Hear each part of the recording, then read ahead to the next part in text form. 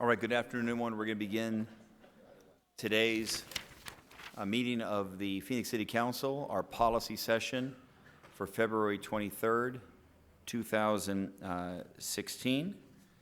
We're going to begin today's meeting with council information and follow-up requests. We were unable to do so at last week's meeting because of the lengthy agenda, but I think we're going to be okay in terms of doing that today. So in just a moment, I'll turn over to members of the council if they have any council information or follow-up requests. I'll just start very briefly and say, Mr. City Manager, obviously there was an incredible tragedy in Northwest Phoenix this morning. The police are sorting out the details. It appears as if there was a young man who with significant mental health challenges that murdered his family and set the house on fire, and I know all the details will be are being sorted out, and the police will report to the public as soon as they can with those details. But Chief Yonner, who I see is here, indicated that in his 30 years of service for the Phoenix Police Department, he had never seen a scene of this nature, and it was responded to by Phoenix Police, Phoenix Fire, Glendale Police, Glendale Fire, and you had a situation in which you had an active shooter in a home and an active fire scene all at the same time. And members of the Phoenix Police Department had the wherewithal and fortitude to enter that home under those conditions, wearing fire gear, and were able to try to save lives under those incredibly difficult circumstances. Again, all of the details will be worked out, but needless to say, and I know the chief can speak for himself and maybe will at this meeting, but in terms of the coordination between police and fire, in terms of coordination between Phoenix public safety personnel and Glendale Phoenix public safety personnel, combined with the unbelievable level of heroism from members of our public safety to enter that home under those incredible circumstances, you saw the best of the best today. Another reason why you see our public safety personnel are the very best at what they do. And I know I speak on behalf of every member of the council. They could certainly speak for themselves, but unbelievable amount of pride that I have today as mayor that we have women and men who are willing to undertake such heroic acts. And we pray for the family because it's an incredible tragedy that so many members of a single family were lost in a wonderfully peaceful neighborhood, and we pray for those families as we should. And we also pray a prayer of thanks that we have incredible public safety officials and officers, human beings that are willing to do incredible acts of heroism and risk their own lives under the most harrowing of circumstances. So today is also a day of sadness, but also a day of pride as mayor. With that, I'll turn it over to the members of the council if they have any council comments or questions. Councilman Williams, did you have something? Please. The tragedy occurred in your district.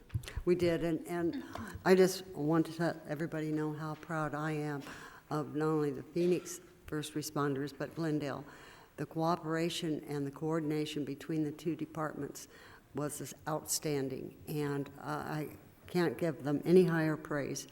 Firemen, police officers working together in the most dire circumstances, and did the job, did it so well, and I respect everything they do, and I hope this community appreciates not only the fine men and women of the Phoenix Police Department, Fire Department, but let them know how much Glendale meant too, because they were right there working together, backing each other up, and it was a great coordinated effort. And it was such a tragedy in such a wonderful neighborhood. I also want to mention a couple other things that I've done recently. Is I went to the Greater Green Gables meeting, and a great group. I'm very privileged. It's not in my district. I think they're in Councilwoman Gallego's district, but they've invited me once a year for the last 3 years. Big supporters of neighborhoods, block watches, and I will say the councilwoman. I also attended the Phoenix Mesa Gateway employee event last Saturday night. It was a celebration put on by their booster club for their annual event on how well they've done this year and accomplishments they made and the growth that's happened out there. I want to remind everybody that this monthly breakfast in my district is this Friday morning, 7:30 at the Radisson Hotel at Metro Center, and our guest speaker is Maricopa County Bill Montgomery. Thank you, Mayor. Thank you very much, Councilwoman Williams. Councilwoman Gallego, I think you're going to have to go to the Manzanita Block Watch to return the favor. The good news is Councilwoman Pastor also represents Green Gables, so we can go together. All right, other members of the council comments? Councilwoman Gates? Thank you, Mayor. We've got some good meetings coming up in District 3 on March 9th at 6 p.m. Desert Horizon Precinct usually do the coffee with the cop in the morning. They're going to do it in the evening, 6 to 8 at the FOP Lodge on 19th Avenue. And in addition to the typical coffee with the cop, there's also going to be a use of force presentation, which I think is going to be will be very educational for our folks up in that area, and would encourage everybody to come out and ask questions of our officers and really have the opportunity to see, just like was discussed today, the type of situations that they unfortunately have to face on a regular basis. Also, we're going to be having our fourth annual North 32nd Bike Event, and that will be on Saturday, March 12th from 8:30 to 11 a.m. An opportunity, we've been doing this now, this is going to be the fourth time, but this is the first time that we actually have the bike lanes are completed. So that's going to be real exciting to have the community out there. In addition to the bike event, we also have kind of a fair there that occurs. So if we have any businesses or organizations that are interested in getting space, we'll have a lot of city departments out there, or they would like to donate a raffle prize, please contact my office at 602-262-7441 or at council.district.3 at phoenix.gov. And then we're going to be doing a District 3 legislative update coffee chat, and that will be on Tuesday, March 22nd. We'll be having that at the Sunny Slope Senior Center, and already we have several legislators confirmed for this event. Senator Bartow from District 15. We also have Representative Carter from District 15, Representative Kern from District 20, and then from District 28, we have both Representative Brophy-McGee and Representative Meyer. So if you can make it out, there'll be a great opportunity to learn about all that's going on out at the state legislature. Thanks, Mayor. Thank you very much, Councilman. Other council members? Councilman DeCiccio? Thank you, Mayor. Likewise, I do want to echo some of the things you did say about our police department. They deserve a lot of credit and thanks today, and our fire department for all the work that they did. It's just a horrifying thing that happened. I saw it or heard about it earlier, didn't even know the gravity of it until back-to-back meetings until just not too long ago, and I mean, I just can't imagine that going to a family. I mean, we got to have prayer. I mean, you've got to pray for that family, and then we've also got to make sure we give our thanks to the police and fire. A couple quick things. Speaking of fire, too, it was about a year ago we had a report that they were going to do a stronger emphasis on hiring more females in the fire department. I think it's time probably for a report on that to see how well they've done. I know they went through a strong recruitment phase. I'd like to get an idea of how many, how many more women we were able to hire. I think it was at 5%. I think we had a goal, at least we talked about raising at least in the teens in a short period. I'd like to see where we're at with that. And if Ed, you could break it down to all the hires and then what percent were women that were hired out of that. That would be great. We have a couple cool things happening in the district. One is, seems like every year I get invited to do this. It's the American Legion Oratorical Contest, and it's fantastic. They bring in students from all over the country that literally compete on the U.S. Constitution. And these kids, and that's what they are off the chart amazing. I mean, I don't think that very many people I know could put together presentations like that. But we're going to be having another contest. It's going to be Saturday, March 5th at 9 a.m. at the Ahwatukee Recreation Center. And this time they're going to be looking at the 8th Amendment and the 26th Amendment. They're going to be literally preparing a presentation on each one of those. And then the winner from there goes on to a national oratorical contest.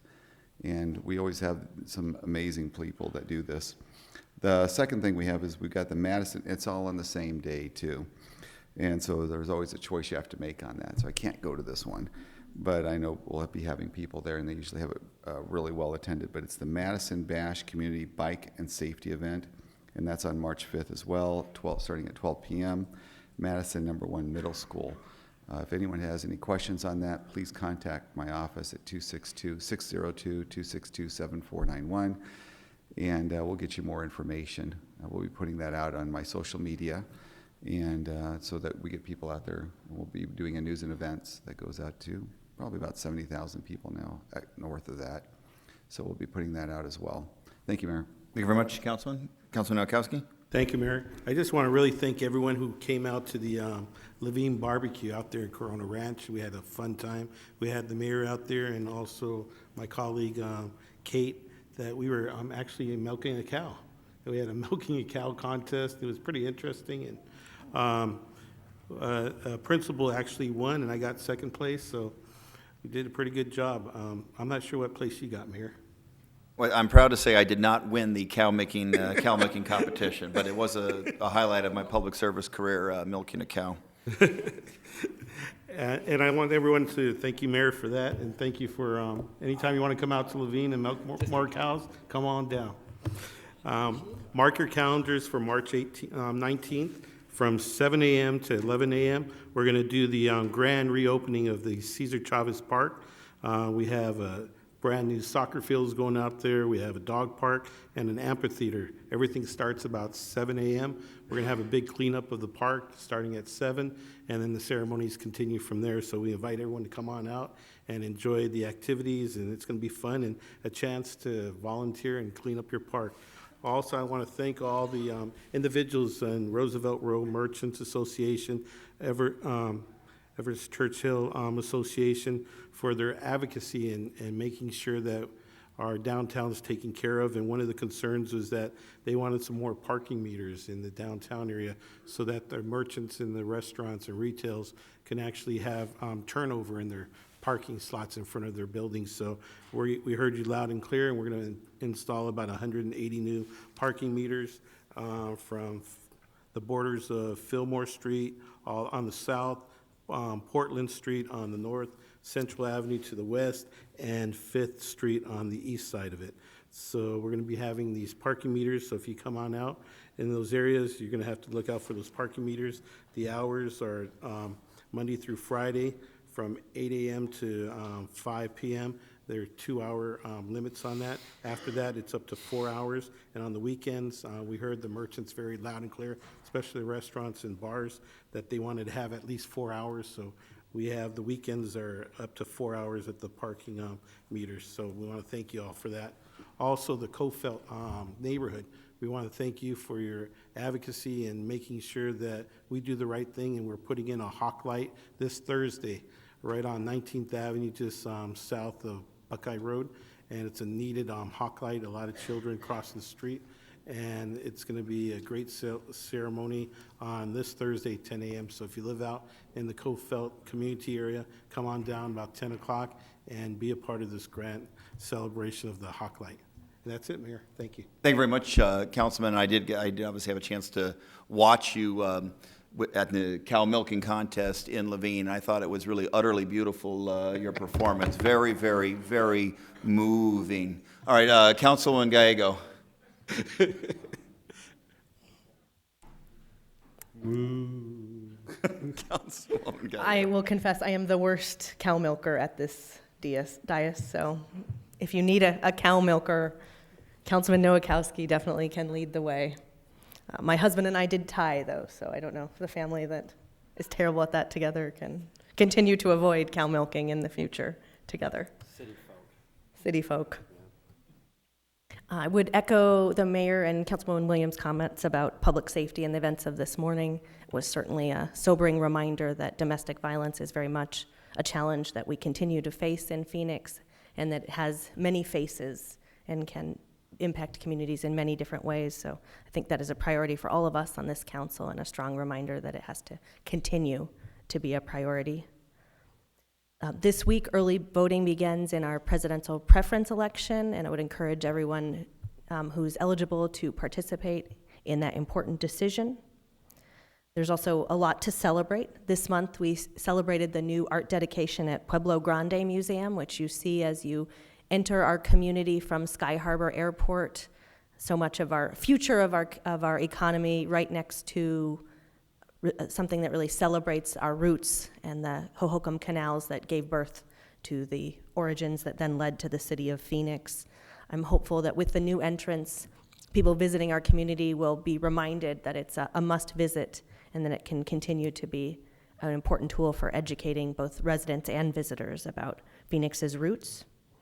Also enjoyed the Levine community events along with Councilman Nowakowski. Congratulations to all those who put on a great event, and thank you to Corona Ranch for hosting us for the barbecue this weekend. Also want to congratulate AWE, one of our great partners on the equal pay effort. They just kicked off their first She Leads class, which will focus on preparing more women for management positions. And there are a lot of members of Team Phoenix who are participating in that. So congratulations to our Phoenix employees who were selected for that prestigious program. Also want to thank the Home Builders Association of Central Arizona for their recent hires. It's wonderful to have them as partners as we continue to strengthen our refugee communities, and we're glad that the refugee community can be an important partner for our home builders as they fulfill their workforce needs. Congratulations to the Arizona Coalition to End Homelessness Alliance and Arizona Veterans Stand Down for their amazing event, where 1,850 veterans received service, up from 1,693 last year. It was amazing work to combat chronic homelessness among veterans, and it was great to see Phoenix out there in force. Many Phoenix employees gave up their weekends to serve our veterans, so thank you. Your efforts are appreciated, and we're looking forward to marking a decade of service from our municipal court efforts on homelessness this coming up Friday. We also want to congratulate Trellis, which opened a new community in District 8, and congratulate Councilwoman Pastor and the Phoenix Union High School District on opening the Coding Academy. That will be a real asset both for our students and for our employers who regularly tell us they would like to see more investments in coding. We got some unfortunate news on flood control. The city had applied for some of the grants that we could receive in response to the presidential disaster declaration, and unfortunately the city project was not selected, but the Department of Emergency Management did select to fund their PIO's office with that discretionary fund. So we'll have to have some of my colleagues tell the governor's office what they think about funding PIO's office and see if they can get some of that money back for us. Our residents were very involved and our city was very involved in getting that disaster declaration, and I'd hoped some of that discretionary funds would have come our way.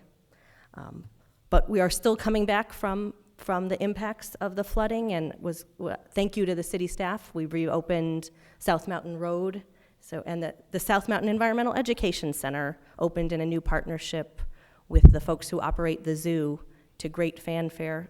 Several of my colleagues were able to celebrate that milestone. South Mountain is such an international destination, and it's wonderful that we'll have an interpretive center staffed with experts to help people appreciate that gem. While I was there, I met with folks who were visiting from Germany, Poland, and France. So it was a good reminder to me that it really is drawing people from all over the planet to our beautiful desert Southwest. Thank you, Mayor. Thank you very much, Councilwoman. Councilwoman Pastor? Good afternoon. As today is a very somber day, as we have lost some residents within our city, and a terrible tragedy of mental health dynamics, and that our first responders were there and available for at the moment that we needed some safety, and in addition to also being there for the neighborhood.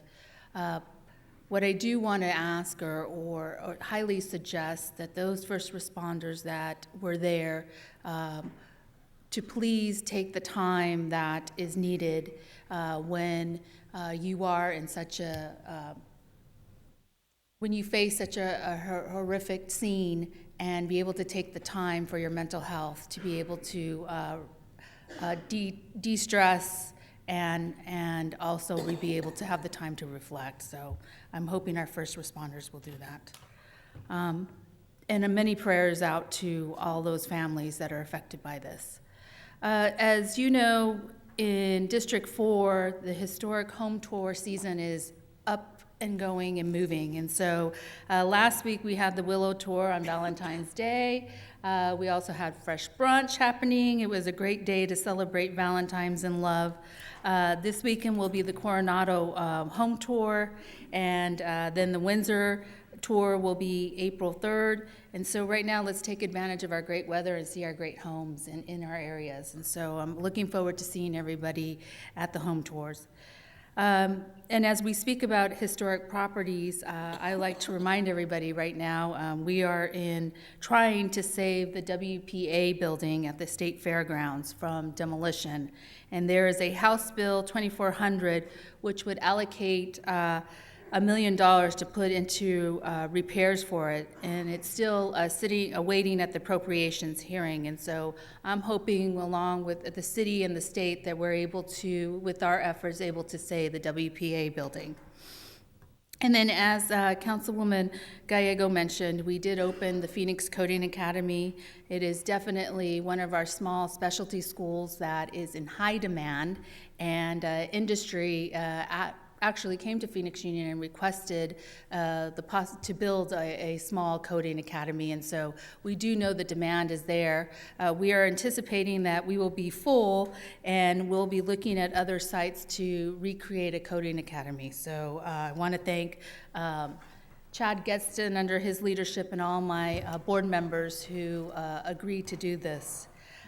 Cedar Crossing, Native American Connections is our newest affordable housing property in District 4 on 3rd Street and Virginia. It's a beautiful, beautiful place. If anybody could go and see it, it's great.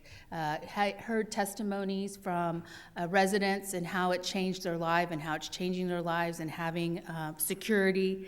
And it's right in the heart of District 4, and so it's near light rail. And it's wonderful. So and it's also LEED certified, so that's excellent. So we're doing some great things within our city. And then Teen Dating Violence Awareness Month, that's this month. And so I am, with the efforts of Councilwoman Williams, and really pushing the issue of domestic violence and understanding it and what it looks like and how we can prevent it.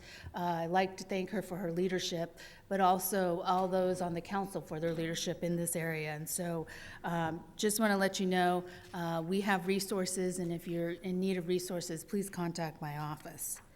And then finally this morning, we had a coffee chat with the mayor, but the mayor was able to handle other city duties while I handled District 4 items. And so I had a great time talking with constituents and voters to discuss a number of dynamics that are happening within the area. And I'm really proud of Ameris Schools. They presented this morning that they are going to adopt the Grand Canal from 11th Avenue to 15th Avenue, where they will make sure all the beautification continues, and they will make sure that the graffiti is covered and trash is picked up, and report any suspicious activity that's happening within that area. So I want to thank Ameris Schools. And finally, Happy New Year. It's the year of the monkey. It's the Chinese New Year's, and I have been out celebrating all over the place. And so, Happy New Year. Thank you. Thank you very much, Councilwoman. Vice Mayor. Thank you, Mayor.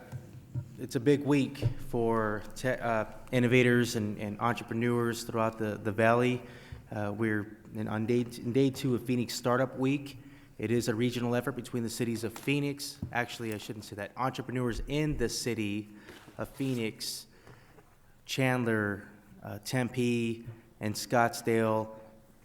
The city of Phoenix is a partner, and I'm sure the other cities are also partnering up. But this is the second annual Phoenix Startup Week. Last year, we celebrated the inaugural event, which brought out 2,300 entrepreneurs. This year, we're looking to double that, and we're thinking 4,000 to 5,000 people will be coming out. If you're interested, you can visit phxstartupweek.com. There is a list of events. There's more than 100 events that are free. This is a free event for people who are investors, angel investors, entrepreneurs, those who are just thinking about getting engaged. And it's, what a great event. So this is the kind of thing that continues to brand this region and to highlight this region as the hub as we continue to move forward, and we're clearly becoming the community that is the most welcoming community for entrepreneurs. So we're really excited. I'm looking over at Chris Mackey, who deserves a great deal of credit, your entire team, Chris. Phil Bradstock is probably there as we speak. So Phil, I think, spent the entire day there. Mallory Hutchison, my chief of staff, who spent the entire day there. Masa Diego, thank you so much for the effort. And again, you can log on to phxstartupweek.com for more information. And it's good for our region. Thanks. Thank you very much, Vice Mayor. Councilman Waring. Thank you. So tomorrow night at Pinnacle High School, which for those who are not familiar, it's just west of Tatum, north. You see it off the 101, north of the 101. We're going to do a town hall, as I said, at Pinnacle High School on teen dating, violence, and human trafficking. The mayor was good enough a couple of years ago to make me head of or co-chair, I guess, at the time, of the Human Trafficking Task Force. But through that work and others, obviously, there's been a lot more awareness in the community. Talking to lawyers who work on some of these cases, there's a lot more awareness about some of the really bad stuff that's going on out there in these areas, and also how young some of the victims are. So I'll make sure the community is aware. We're expecting a big crowd tomorrow, several hundred people, but certainly if you're a parent or if you happen to be a teenager who's turned to the wrong channel and you're listening to this now, I don't expect there are probably a lot of us who are actually, a lot of younger people who probably watch us as a council. That's my guess anyway. But hopefully at least the parents, maybe you can avail yourselves of this opportunity and come out tomorrow, meet a lot of other like-minded parents, and sort of spread the word that we've tried to do, has been alluded to up here to the city, because as we saw so tragically today, there are people who have serious issues, and trying to get them help, or at least making authorities aware of these situations is really the best thing you can do. So I hope we see a big crowd out tomorrow. I know that the school is certainly expecting it. Thank you. Thank you very much, Councilman Waring, for your leadership on that. Obviously, in light of that tragedy in Glendale recently, between the murder-suicide of the teenagers, the leadership on that issue is very, very important. Okay, any other final comments, members of the council? Then we'll move on our agenda. Next on the agenda, Vice Mayor, consent and/or executive session. There will be no consent agenda today. Is there a call for executive session?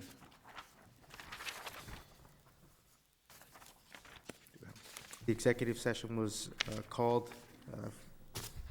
No, Do we have executive session? No call. I No call apologize. this time. I appreciate We it. called for two yeah, last no time. consent or executive session. Okay. Correct. Okay, I appreciate it. Sorry about that. I was unclear on that. Right. But now I I'm clear. was going to take the blame, but it's all I'll take the heat on that. I'll turn over to city manager report and/or budget updates. Obviously, 5-year budget forecast is one of our agendized items. Is there any other information to report? Mayor, no, we're ready to go straight to the agenda. All right, next on the agenda is item number 2, an overview of the public safety funds and the balancing overview.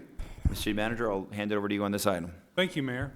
And I have a good friend who has a couple kids who come to him for homework help on math. And they find it very difficult, and he's a good dad and he helps them. But the statement he always gives them is, hard things are hard.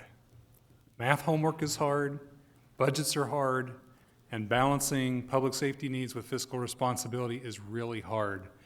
But this council has spent the last 6 years doing that hard task of balancing those things, and it has led to good results.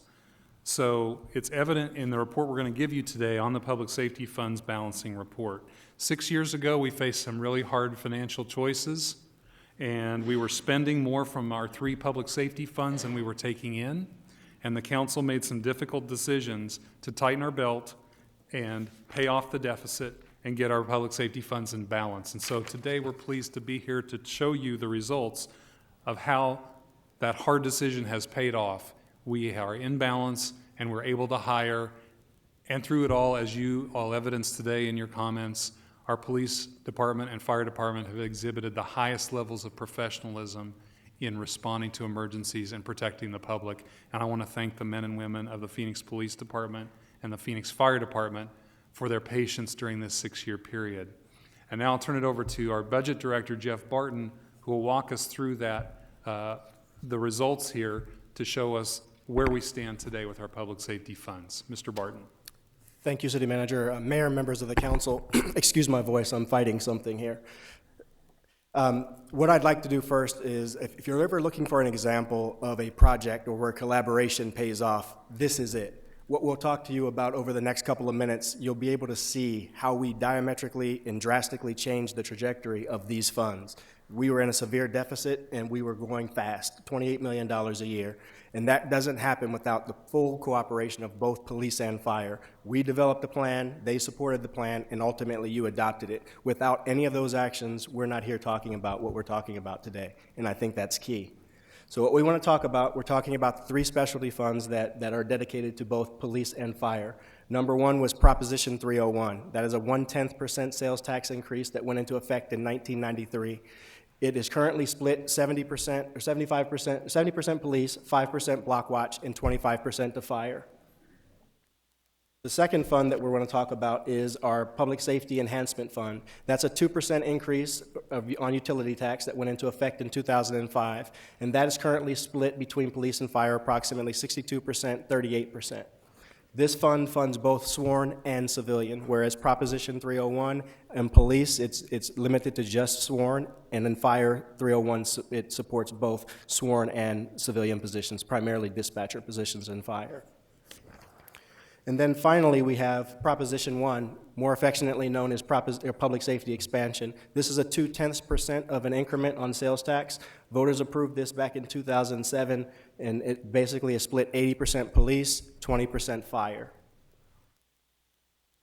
So why did we have to adopt this plan? Why did you have to adopt this plan? Well, as you can see from this chart, immediately starting in fiscal year 8-9, so the very first year out the chute after Prop 1 was passed, the Great Recession started to rear its ugly head. And as a result, the next 5 fiscal years, all the way through fiscal year 12-13, you can see we had 5 straight years where our annual expenditures exceeded our annual revenues. And that is why we adopted this plan. We brought it back to you in October of 2010. We looked at a variety of different options. And those options included balancing the plan in 5 years, 3 years, 2 years, 1 year. Anything longer than 5 years, we were going to have to lay off police officers and firefighters. And we understood, and you made it clear, that that was not an acceptable plan. So we looked to develop a plan that was based on attrition. And that's what we're going to be talking to you about over the next couple of minutes. And again, I think, demonstrating the success of this plan, this is what our trajectory, this is what these funds would have looked like had no action taken place. At the end of this fiscal year, we would have had a combined deficit of over $187 million.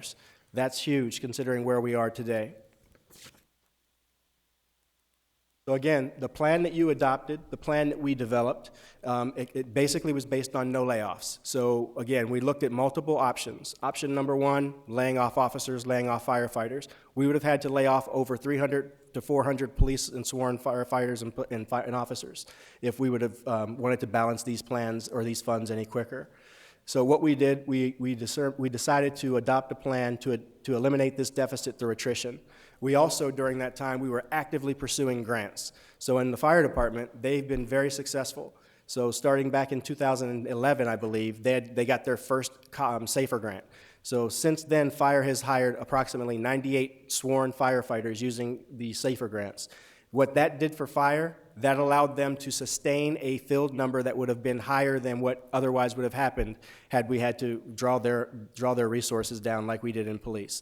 In police, we've got 2 COPS grants recently, totaling 40 positions, using some of those as school resource officers, and then some of the others are going into patrol. That also augmented our support of police.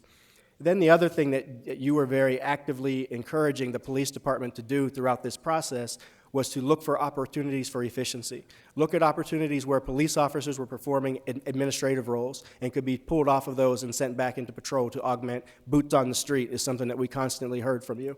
And so those are the things that we focused on as we developed this plan, as we move forward from year to year.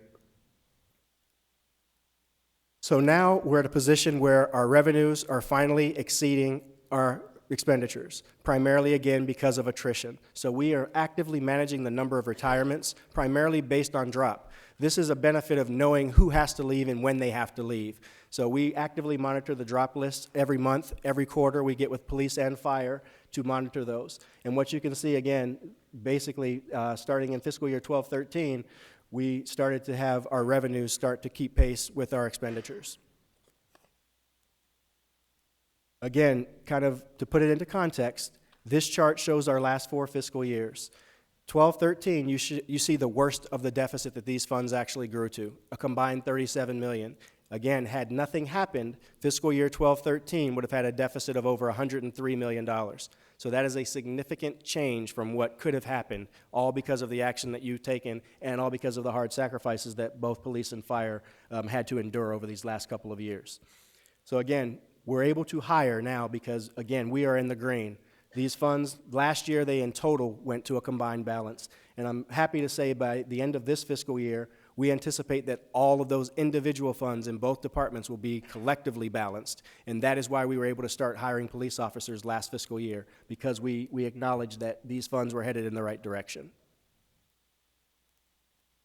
So as we look ahead, you can see fiscal year, next fiscal year, we're basically looking at balanced revenues and balanced expenditures. So what we've got to keep careful, what we got to be mindful of as we move forward is that we don't get into a situation where our expenditures start to exceed our revenues. And that's one of the things that we're going to be actively managing with both police and fire on a monthly or quarterly basis. We're going to make sure that we don't get ahead of hiring so far that our expenditures start to eat through our revenues again. We cannot allow that to happen again. One of the other things that we also put in place with this balancing plan was a contingency. We want each of these funds to have a minimum 5% contingency. Now, when we developed that 5% contingency, we did it with the mindset that we weren't going to allow that contingency to stop us from early hiring. So again, in some of these funds, we have not gotten yet to that 5%, but it's built into our forecast as we move forward that we will ultimately get there. We didn't want the growth in the contingency to stop us from hiring in advance of what was needed in the streets. So what this does, this is our hiring plan for both, we're going to show both police and fire. This one focuses on fire. And again, as I mentioned earlier, fire, because of those 98 positions that they got in their SAFER grant, they were actually able to stay at their sustainable level. What our forecasts are based on are sustainable positions, meaning that we don't want to hire more positions than what the revenue can support. And so for fire, we're estimating right now that that sustainable number is between 1,600 and 1,615 firefighters. They're currently at about 1,612, counting the folks that are already in the academy. And so what you notice on this chart for them, they're really just replacing what exits through retirements and through drop. And so that's what we're doing in fire. Conversely, on the police side, police dipped down from a high of 3,375 officers back in 2008, 2009, to where we currently stand at 2,890.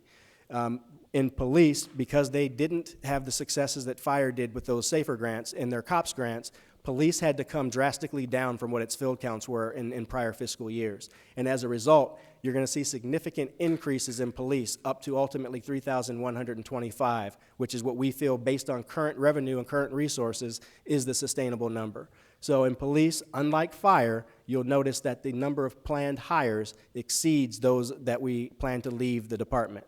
Right now, for the remainder of this fiscal year, it's anticipated that police will hire up to 171 officers, depending upon whether or not those candidates are out there, and we can actually recruit them in.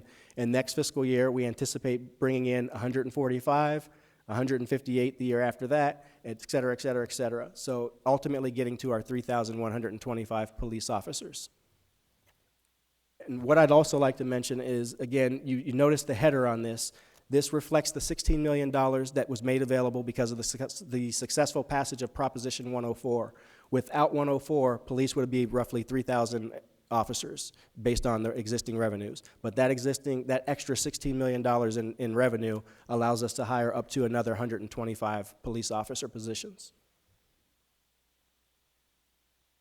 So as we look ahead, again, as I mentioned, the focus has changed. No longer are we trying to balance a deficit. We are balanced, or we will be completely balanced by the end of this fiscal year.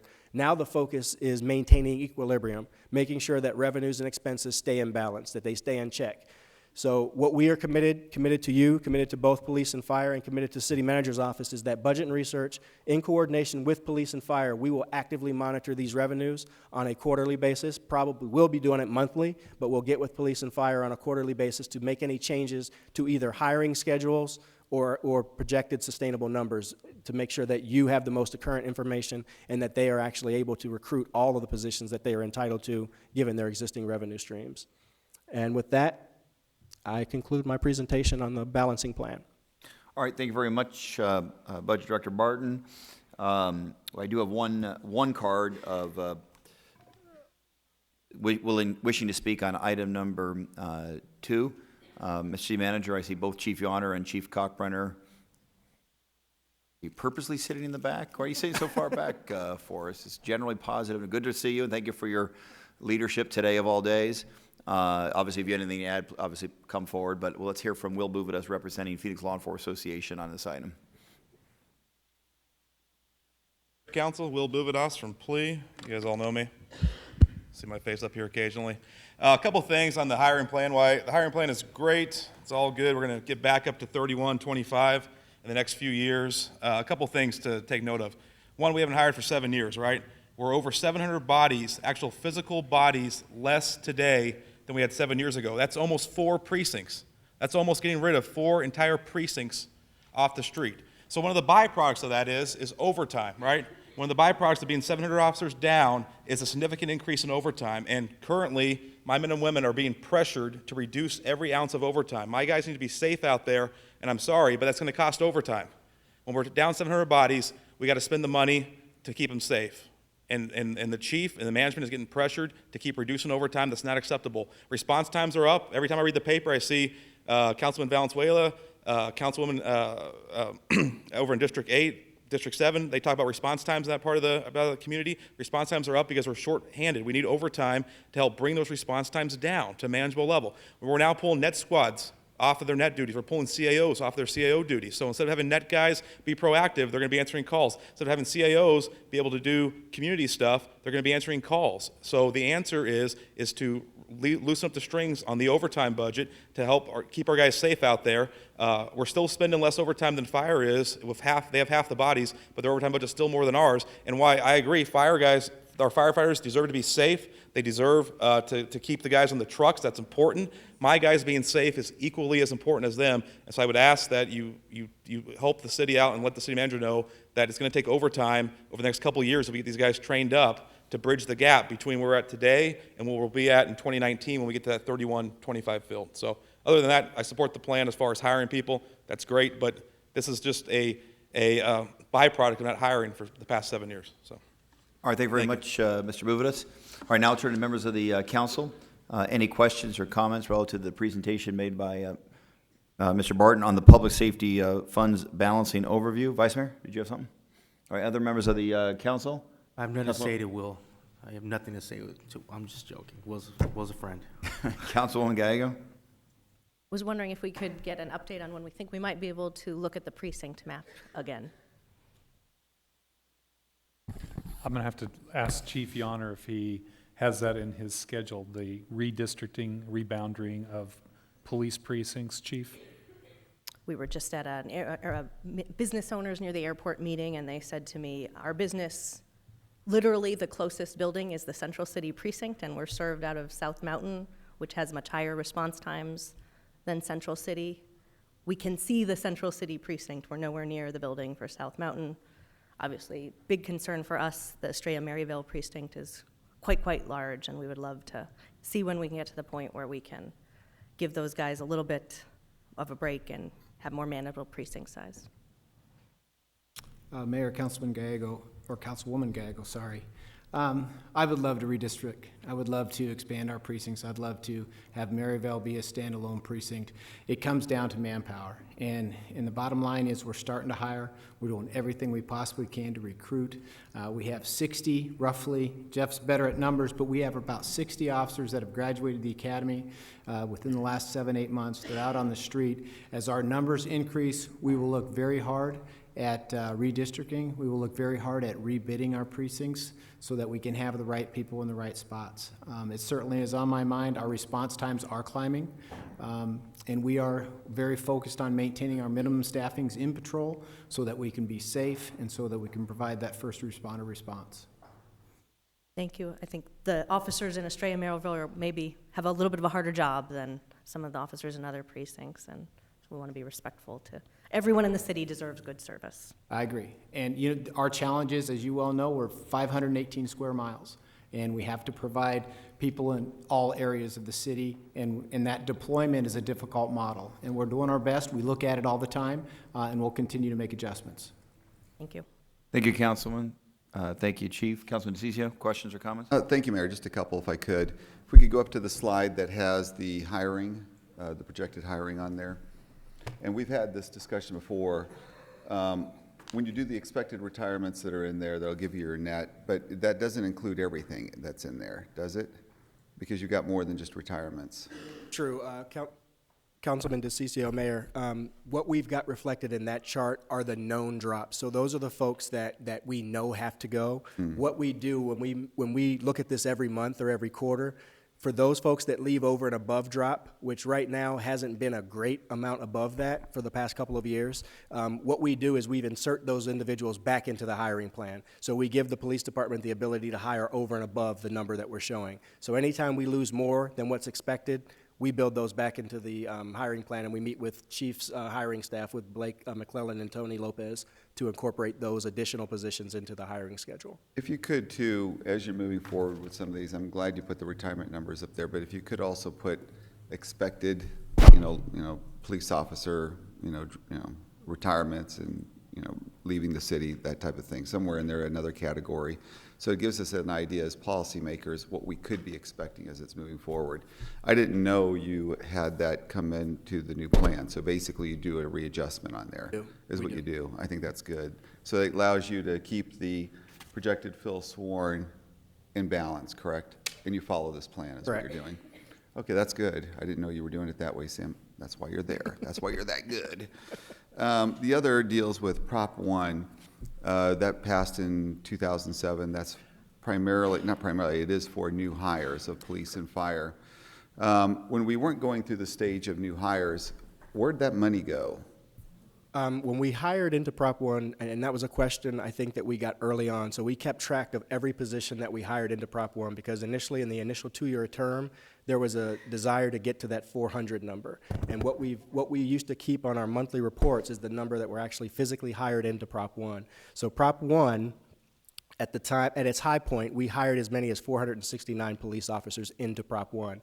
And immediately, shortly thereafter, if I don't have the detail by fund on here, but Prop 1 never hit the revenue targets that it was intended to hit when it was initially developed. And as a result of that, almost in year 2, it started to run a deficit immediately. So there really wasn't any extra fund balance available in Prop 1. And so what we've been doing since then is, again, that's been for police, their Achilles heel, Prop 1, because there was that urge to go out and hire 400 positions immediately. So immediately your expenditure started to exceed your revenue. And so that's the one that we've really been trying to get our hands around in terms of bringing down that deficit. So that's what happened in that one, Councilman. When you were dealing with Prop 1, I'd like to stay on that just for a second.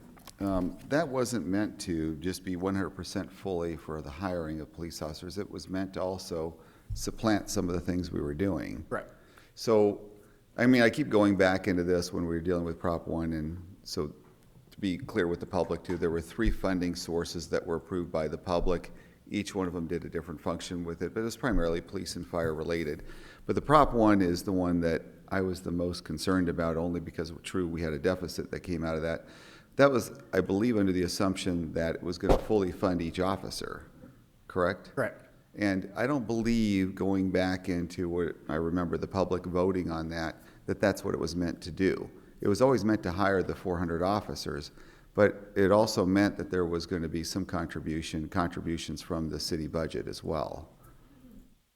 Councilman, I'd have to go back and look at the ballot language, but from my perspective, and I've been dealing with this since 2010, Right. Living this dream with Chief Yonner, Prop 1 was dedicated to hiring up to 400 police officers and 100 civilian support personnel exclusively and in total. So I don't think there was any provision in there that said it was only going to partially fund any of those 400 officers. if Well, that's I what don't, you're I don't think it referencing. was I mean, it was exclusive for police and fire for new hires. Correct. That was what it was exclusive 400 new for. 400 new police officers, 100 firefighters, and 100 support personnel in the police department. Right, and maybe I'm not explaining myself correctly, but it went for that. It meant to keep those 400. It never, I don't believe it said that the city of Phoenix wasn't going to make that and follow through without the commitment of hiring those 400 officers, is what I'm getting at. So even if the fund balance dropped some, it wasn't meant to fully fund those 400 officers, if I remember correctly.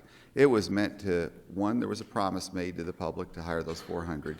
And then additionally, on top of that, that was going to be one of the funding sources. It didn't say it was the exclusive funding source of the police officers. Councilman, I could go back and look at that ballot language, but I'm almost 100% certain that that ballot was exclusively for those 400 police officers, 100 firefighters, and 100 support personnel. It didn't reference that there would be either an expenditure transfer or a sharing of those costs with the general fund. It was when it was initially set up and constituted, the projections were there to support and fully sustain 400 police officers, 100 support personnel, and 100 firefighters. I think I understand, Councilman, if I understand what you're saying is, you were saying there might have been a plan to keep those 400 and fund them through other means.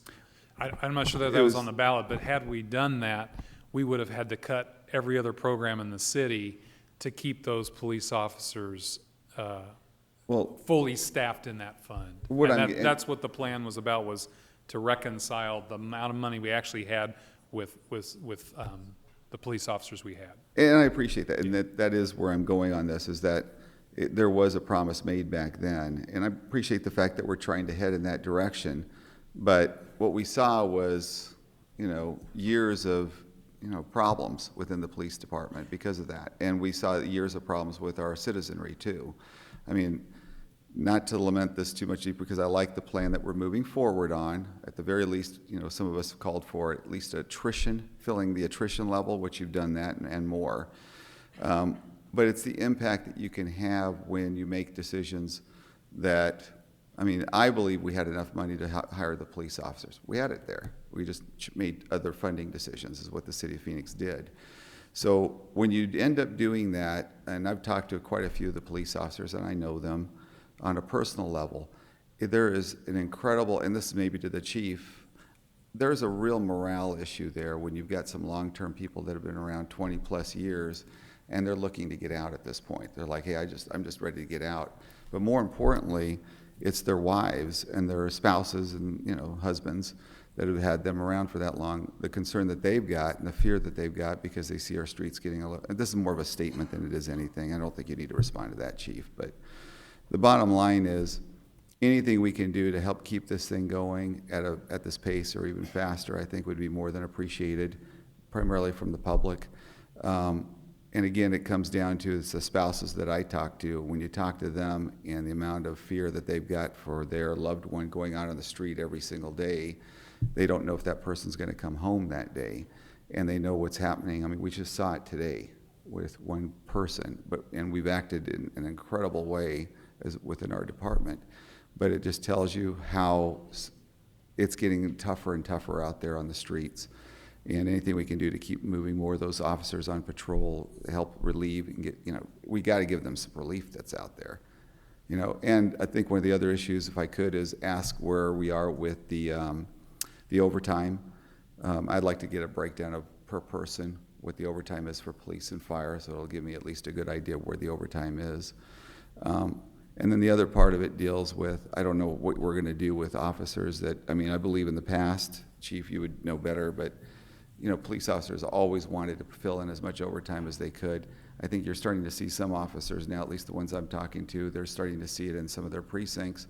They just don't want to. They don't even want to answer the phone right now. They're so overstressed.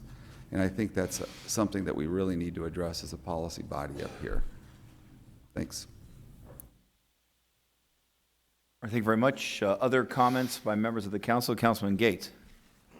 Thank you, Mayor. Thanks for the presentation. Obviously, the great work. This has been an effort over many years, and very pleased with the position we're in. Did have a question, though, on Prop 301. So 5% of that funding is for the block watches, and this is something that I hear about a lot, when I go out to the block watch meetings. If you can address that, whether we're fulfilling that commitment and how that looks moving forward. Sure, Councilman. We actually provide a quarterly Block Watch update report. Tracy Reber, my team actually gives that information to the Block Watch Oversight Committee. Those funds, when they come into the city, they're already parsed out. So police gets their portion, fire gets their portion, and Block Watch gets their portion. So I think right now, again, I'm going off memory, I think Block Watch Group doles out about $1.2 million worth of programs on an annual basis, and their revenues are a little bit above that on an annual basis. They carry a little bit of a fund balance currently. And and so throughout this whole period, then we always hit that 5% bogey. We have. There was 1 year in 2010 where there had been an accumulated surplus in the block watch funds. They hadn't given out as many grants as they had money, and we applied that money, if I remember correctly, to something in the police department, to preserving some police officer positions for 1 year. Right. But we never prevented the group from giving out its full complement of grants. So other than that 1 year, the block watch is the percentage that has always remained available and constant. Thank you, Mayor. Thank you very much, Councilman Gates. Any other questions or comments?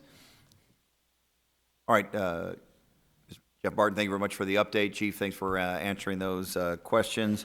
I don't know if you're able to stick around. There may be some additional questions on the next item, which is a related item, which is our item number 3 on our agenda, the 5-year budget forecast. Chief, you don't sit there if you don't want, but just in case questions, you're more than welcome to, if you'd like to.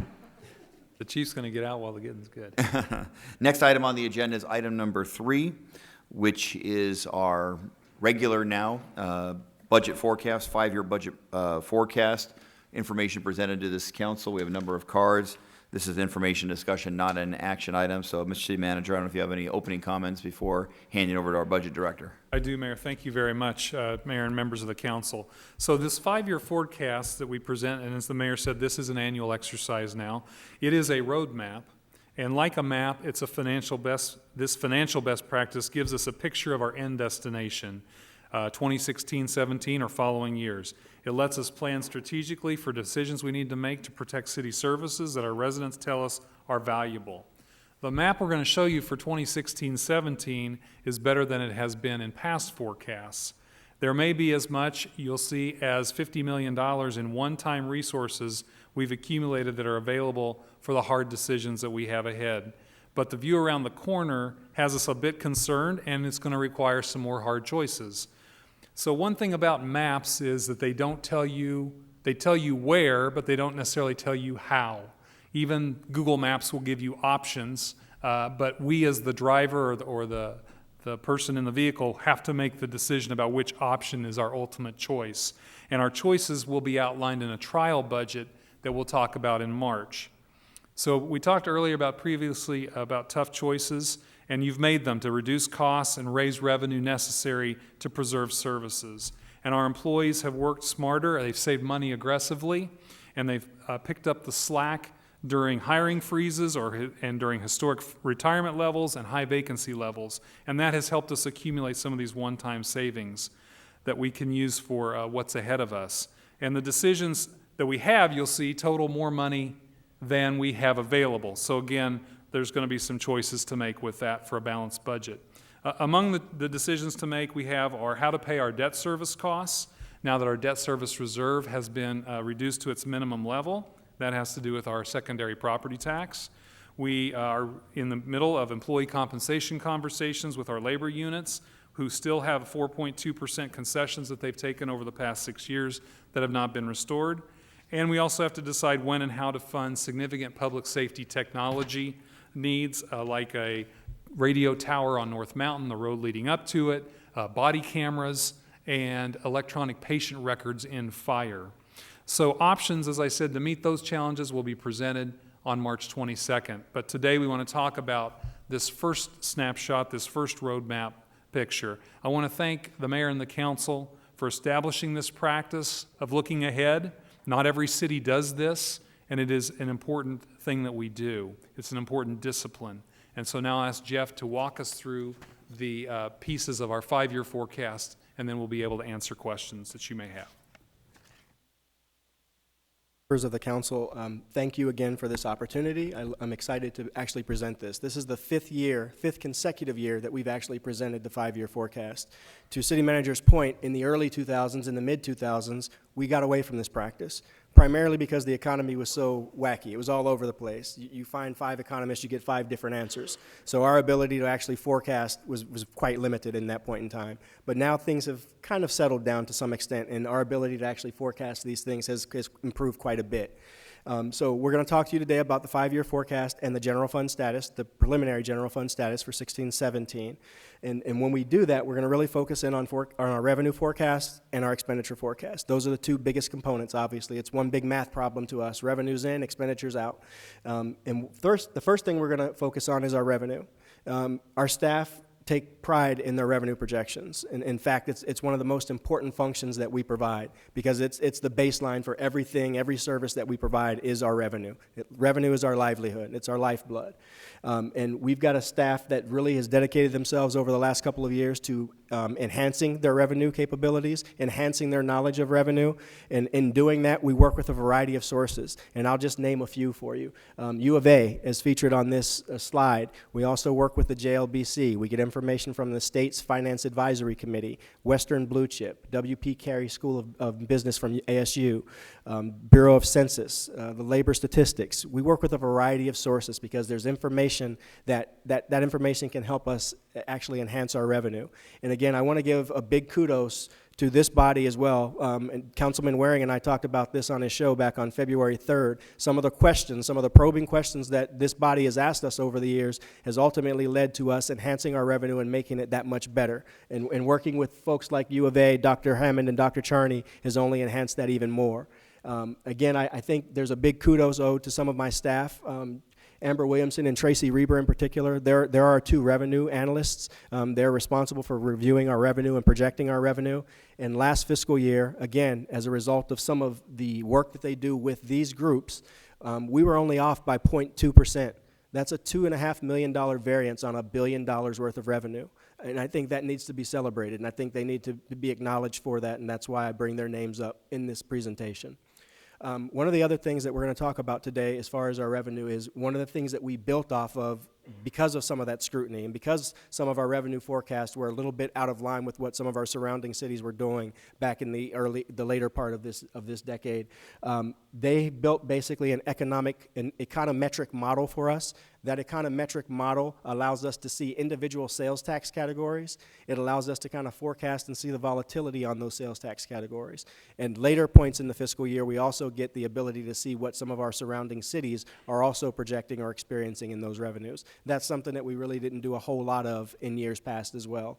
So again, that is really the baseline for how we go about our revenue projections. So as we look ahead, the next slide, we're going to talk about when we're building revenue projections for 5 years, one of the things I want to emphasize, again, this is a projection. This is not something that you're adopting today. This is not something that you have to act on. What this does is, as the city manager mentioned to you, it gives us the ability to see ahead. It's a look into the future so that we know any decision that we make today, how's it going to impact us as we move forward.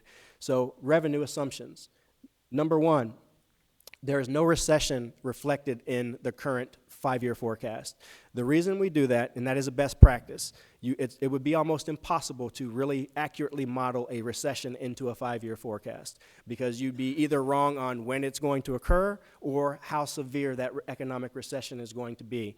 What most of the economists that we talked to in this process basically said, they're pretty certain that a recession will happen at some point in this 5-year period. Again, where and when, they don't know. If you line 5 of them up, you get 5 different answers. If you ask them after breakfast versus after lunch, you probably get an even different set of answers. That's just the way the economy works, and that's just how fickle it is right now. But again, no recession is assumed in these numbers that we'll be talking about in the next couple of slides. The second item that we'll be talking about are the actual growth ranges of our revenue projections for the next 5 fiscal years.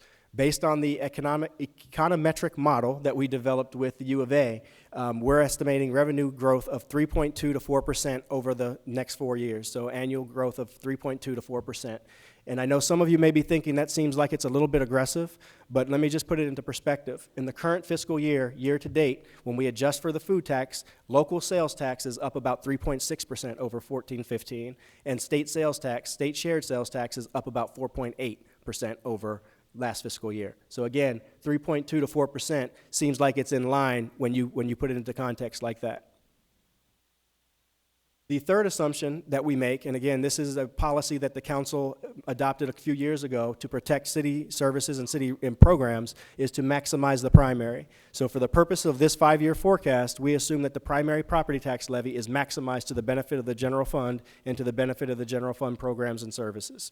Any deviation from that would have to have a corresponding adjustment to the general fund programs and services.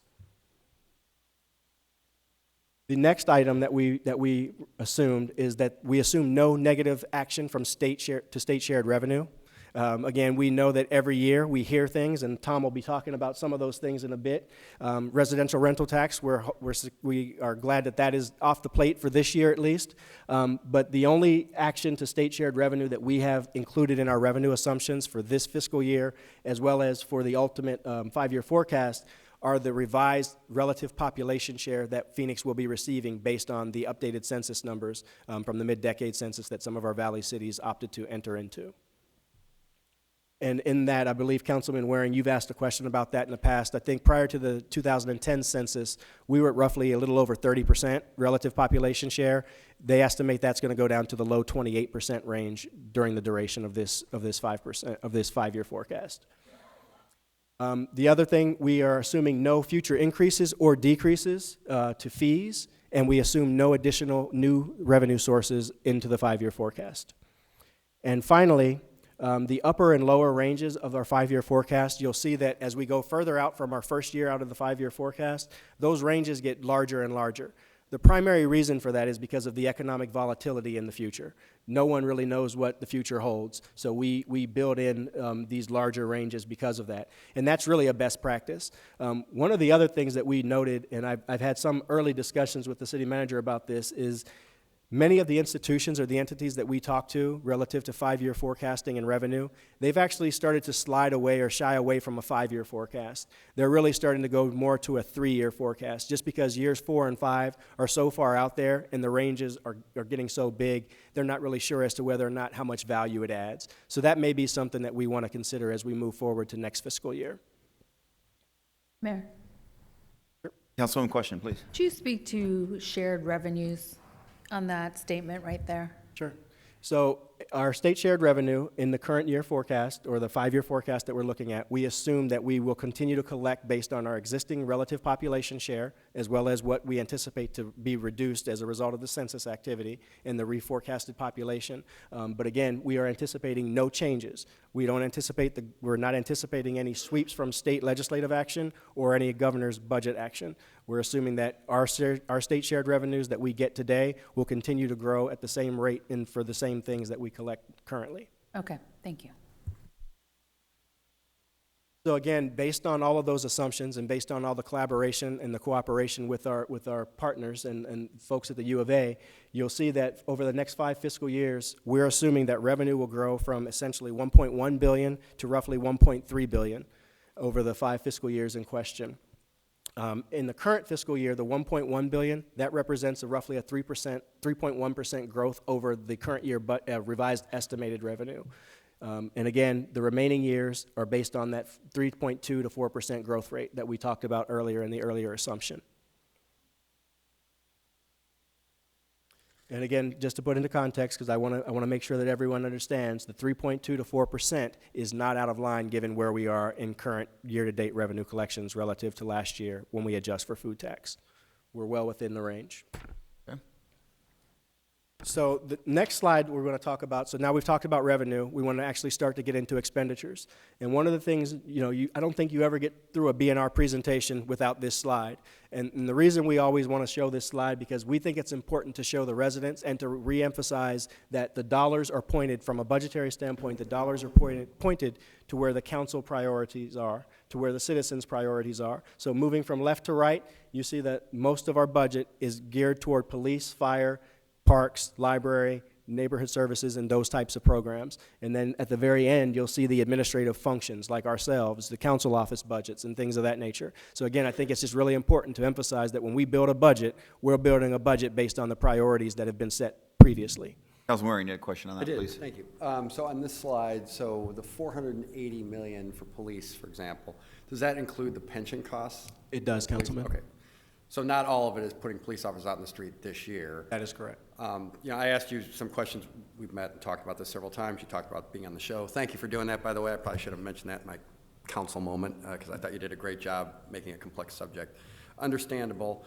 But as you look at it, you gave me the statistics, some of which are reflected in a slide that's coming up, but some that go back, because I asked for, I guess, the actuals, going back to fiscal year 2007, 2008. So this coming year would be 10 years from that. So we had revenues, the budget was maybe 1.1 billion back then too, right? Roughly. In fiscal year, yeah, roughly 1.1, about $1.093, I think it was. So the pension, so the pension costs that year were 96 million total for COPERS and for PSPRS. So that's about 8.7% if it was 1.1 billion. The year we're talking about this coming year, 17, it's almost 21%. If you go with your projections for 5 years out, I understand that's trickier, but you've got the pension numbers. Now you're talking it's 25 or 26%. So we've gone from 8% to 25 or 26% off of that. So, I mean, it looks like a lot of money, but you're peeling a lot off the top to pay officers. Not saying we shouldn't pay them or anything like that, obviously, but it's not quite what it seems when you look at it that way. And it's just something, I mean, when you look at these numbers, I hadn't really looked at them in this particular form before. I know I asked you to make this up for me specifically. I mean, it's tripled as a percentage of the budget inside of 15 years, and it's going up 5 or 6% in the next 5 years. I mean, you're just carving out large swaths of the budget that just in real terms, that is a $92 million increase, which is about 8% of our total budget in the next 5 years. That's just the increase, not what it is. I mean, it's just it's a crazy situation. So, it's just something for people to think of when they look at this chart and subsequent charts that they're going to discuss some of the pension stuff, but not look at the longer history of where we started. This is a radical change in the last decade in what percentage of our budget is being spent for. So, Mayor, Councilman. Thank you very much. I was going to say, I think the pension-related costs for personnel is included in each of those bars along the way, not just police, fire, but obviously all of the departments, including mayor and council offices. That's right, and the pension costs, as the councilman mentioned, have gone up dramatically, and that's part of what is creating the pressures on us for these difficult decisions about compensation and about service delivery. It also illustrates why the pension reform done by this mayor and council for civilians was so important, and why the pension reform being proposed for the ballot coming up is so important, because without those pension reforms, it would be much dramatically worse than that. Councilman Waring, did follow. So I did one quick one. So, but isn't it true that the PSPRS is going up at a faster rate than the COPERS? Mayor, Councilman, yeah, we have a chart in a couple I from didn't here see that we'll that get one. to that will illustrate that point, yes. So, I mean, so it's getting, the 480 million is going down, if you want to look at it that way, faster, because that pension money isn't going to pay for current police officers.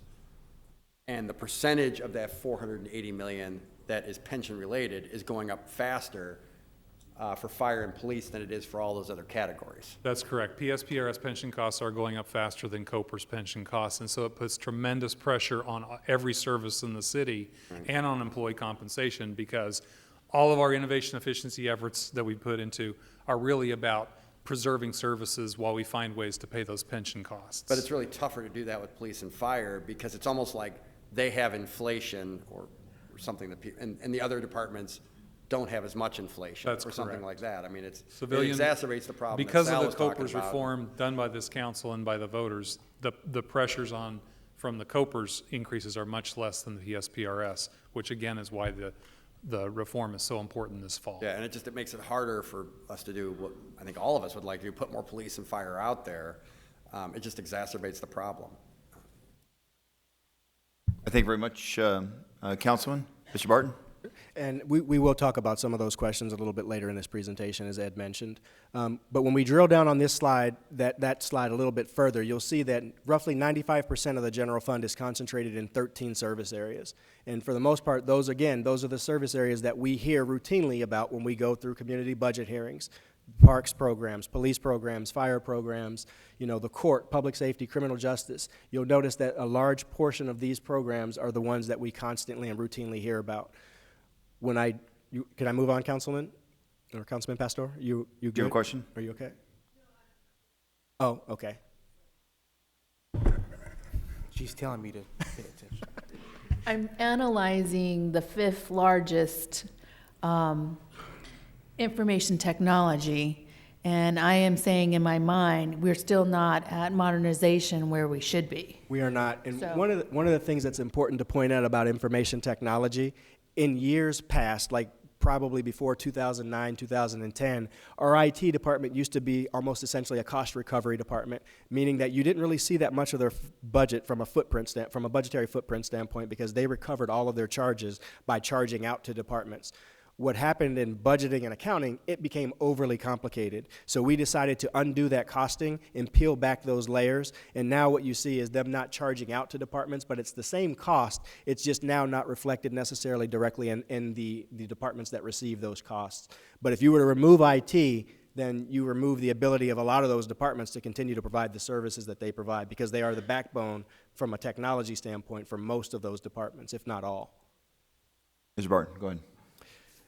So again, one last drill down on that slide, 72% or over 72% of the general fund is concentrated in these four public safety criminal justice areas, 43% being in police, 24% fire, 3% court, and 2% public defender.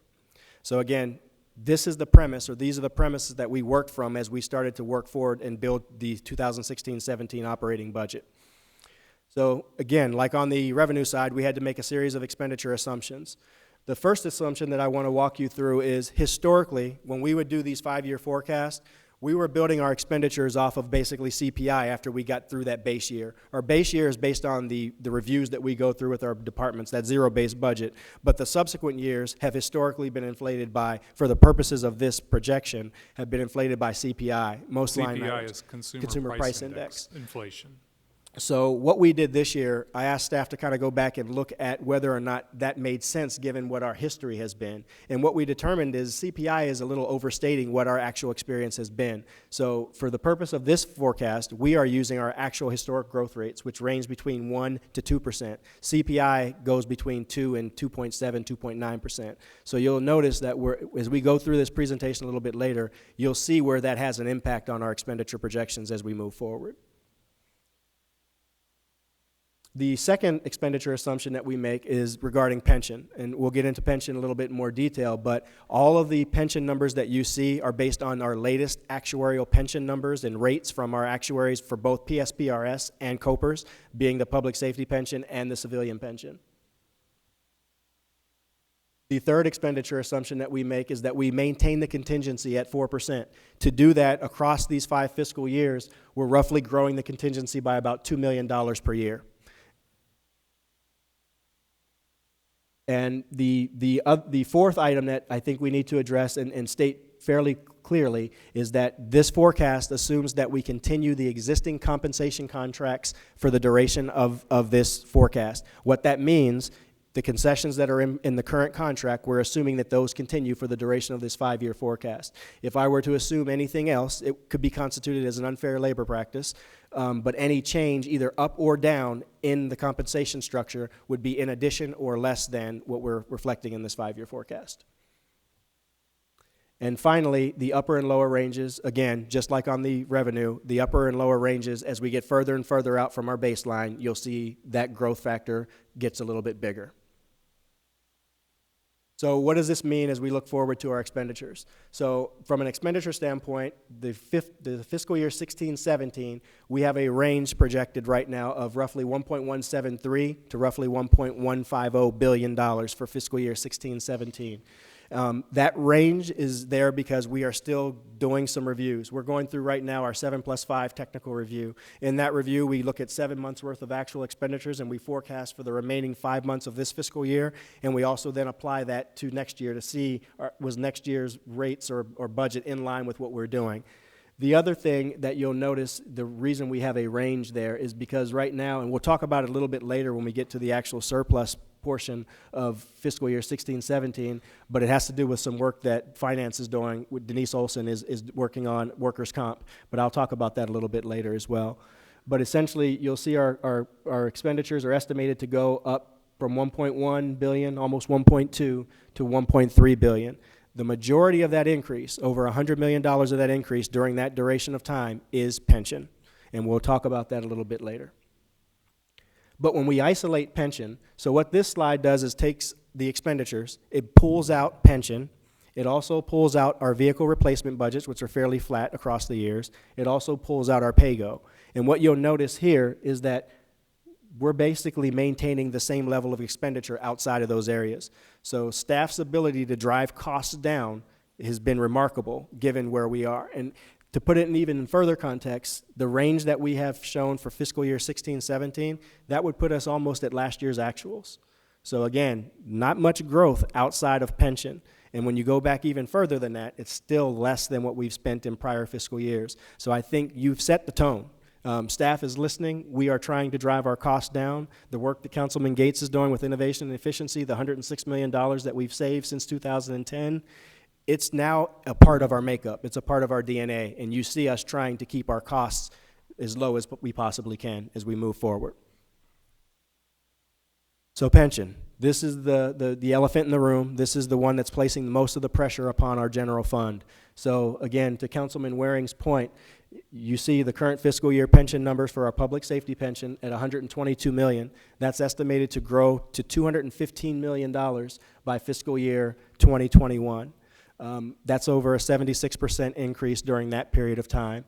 Now, one thing I want to emphasize and mention is, again, the legislation that's been talked about, PSPRS reform, that's going to go to the voters in May. We do anticipate that that will, just like COPERS, over a 20-year period, will save significant amounts of money. But in the short term, just like COPERS, you're going to see some increases. So again, we don't think there's going to be a material savings in the short term as a result of PSPRS legislation. So now looking at COPERS, again, our civilian pension or our City of Phoenix employee pension, you'll notice that that's going up from $70 million to $105 million. That's a 50% increase in that 5-year period, and that's kind of what Councilman Waring was referring to. But again, those increases are what's placing pressure on our general fund resources. You saw we are able to control most of our other expenses. It's really our pension that's giving us a hard time. But one thing I want to emphasize here, though, even though there's short-term increases in COPERS based on some new actuarial information that we've received over the last couple of months, I think it's important to emphasize for the council, because you've been very active in pension reform as well as our citizens. And as a result of this latest actuarial information that we have, our latest estimates are that the pension reform will save us $1.1 billion over the next 23 years. That's even greater than the $860 million that was previously reported as a result of pension reform. So kudos to you for pointing this forward and moving this in the right direction. Could you explain for the benefit of the council and the public why there's such a significantly higher estimated savings as a result of pension reform? Part of that is, again, there are a number of different things that go into pension calculations. There are all kinds of actuarial assumptions. A lot of this has to do now with trying to drive down our normal costs. So normal cost, driving down the unfunded liability as you move forward. And so as a result of that, now we have employees paying in more and the city is contributing slightly less. All that kind of mixes together and gives us these additional savings over the 23-year period. City Manager, want to jump in on that one? Sure. It's also the experience study that was done about how long people live, how soon they retire, and also how much pay actually increases All those things factor together, and when they recalibrated that late this fall into this winter, this is the number that the new actuary came up with. My understanding is that we do that level of actuarial analysis only every 5 years. It's been So when we about did our 5 years. previous estimate for the pension reform that this council has put on the ballot and the voters of Phoenix have supported, based upon the previous actuarial, deep dive, if you will, the number was $863 million. Now with the benefit of the most updated actual information that's only done every 5 years, the revised estimate is over $1 billion in savings over a 23-year period based upon the pension reform that the people of Phoenix overwhelmingly supported. That's great news. Thank you, Mr. Martin. Great news. Councilwoman, do you have a question or comment? I want to say it's certainly a credit to everyone involved in our pension reform in the city of Phoenix, and great news for our taxpayers. And it's no wonder that so many of the things that we did at the city of Phoenix have become models for the statewide initiative, but a real credit to people who were involved with that. And this slide, what this is back on excuse me, back in December, on the December 15th presentation that we made to council, Councilman DeCiccio, I believe you asked a question about whether or not by showing only the general fund portion of the pension for both sworn and civilian, were we inadvertently skewing things to look bad for PSPRS. And what this does is it takes pension costs and just pension for all funds and basically allows us to do a calculation. So you'll see that civilian pension, all funds, that means general fund as well as all enterprise funds, we're sitting at about $133 million for COPERS, contributions from the city of Phoenix. When you allocate that over the 8,000, almost 9,000 employees that make up those civilian ranks, it comes to about $15,000 per employee. Likewise, when we do the same thing with PSPRS, the total costs are just over $142 million. So when you allocate that over the almost 5,000 positions, the cost per employee for sworn is roughly $2,000 or $29,000 per position. So now we're at a point where we have all of our expenditures and all of our revenue assumptions lined up, and we're now able to talk to you about what does the puzzle look like as we start to put the pieces all together again. And so what we're going to do is talk about our first year. So we talked about our revenue. Now on this sheet, you'll see resources instead of revenue. The reason we have a difference there is because resources include fund balance. Resources aren't just our revenue. What we were talking about before were revenue projections. This assumes a certain level of carryover fund balance, like the $25 million that we carried over last year that we didn't anticipate. And then we also have our expenditures that we talked about, the 1.173 to 1.150. When we line all of those things up, we show a potential one-time surplus of between $32 and $55 million for next fiscal year. Again, it's one-time money. And I want to walk you through kind of how we constitute or build that $32 to $55 million. So last year we ended with $25 million, so that 25 is part of it. We also went through our technical review process that we talked to you about over the last couple of months, where we've kind of start to shrink the current year and base year budgets. And also what Denise is working on right now, because we are self-insured, she's looking at our workers' comp fund balance. And she actually has asked the state whether or not we could reduce that fund balance because of where we sit with all of our other reserves that would actually come into play if we were to have some sort of catastrophic loss that would be a workers' comp claim. And it looks like we may be able to pull out of the workers' comp trust fund about $10 to $15 million. So that's another big piece of why we have a range on here. The other piece is, again, there may be some level of vacancies that we will bring back as part of our trial budget, as part of the discussions as we move forward, but that's what constitutes the range. It also reflects the fact that my staff is still in the process of doing 7-month reviews, and they will be more than likely bringing down the current year estimate, which would give us additional resources in fiscal year 16-17. But again, they would likely be one-time resources, not ongoing. Councilwoman, please. Jeff, we saved 25 last year, and I know this year almost 25. You're predicting maybe a little bit more or less. What makes you think we can't do it again next year? Councilman or Councilwoman Williams, Mayor, when you look at the composition of what that $25 million was, it was mostly concentrated in vacancies. And what we do in the budget process, and we've talked to, I think, each of you about this independently as well as in this collective. What we do in the budget process, we assume a certain level of vacancies based on the number of positions that you historically fill, your turnover rates, all of those different things. And again, we've also mentioned to you that our vacancies change almost minute by minute, day by day, hour by hour.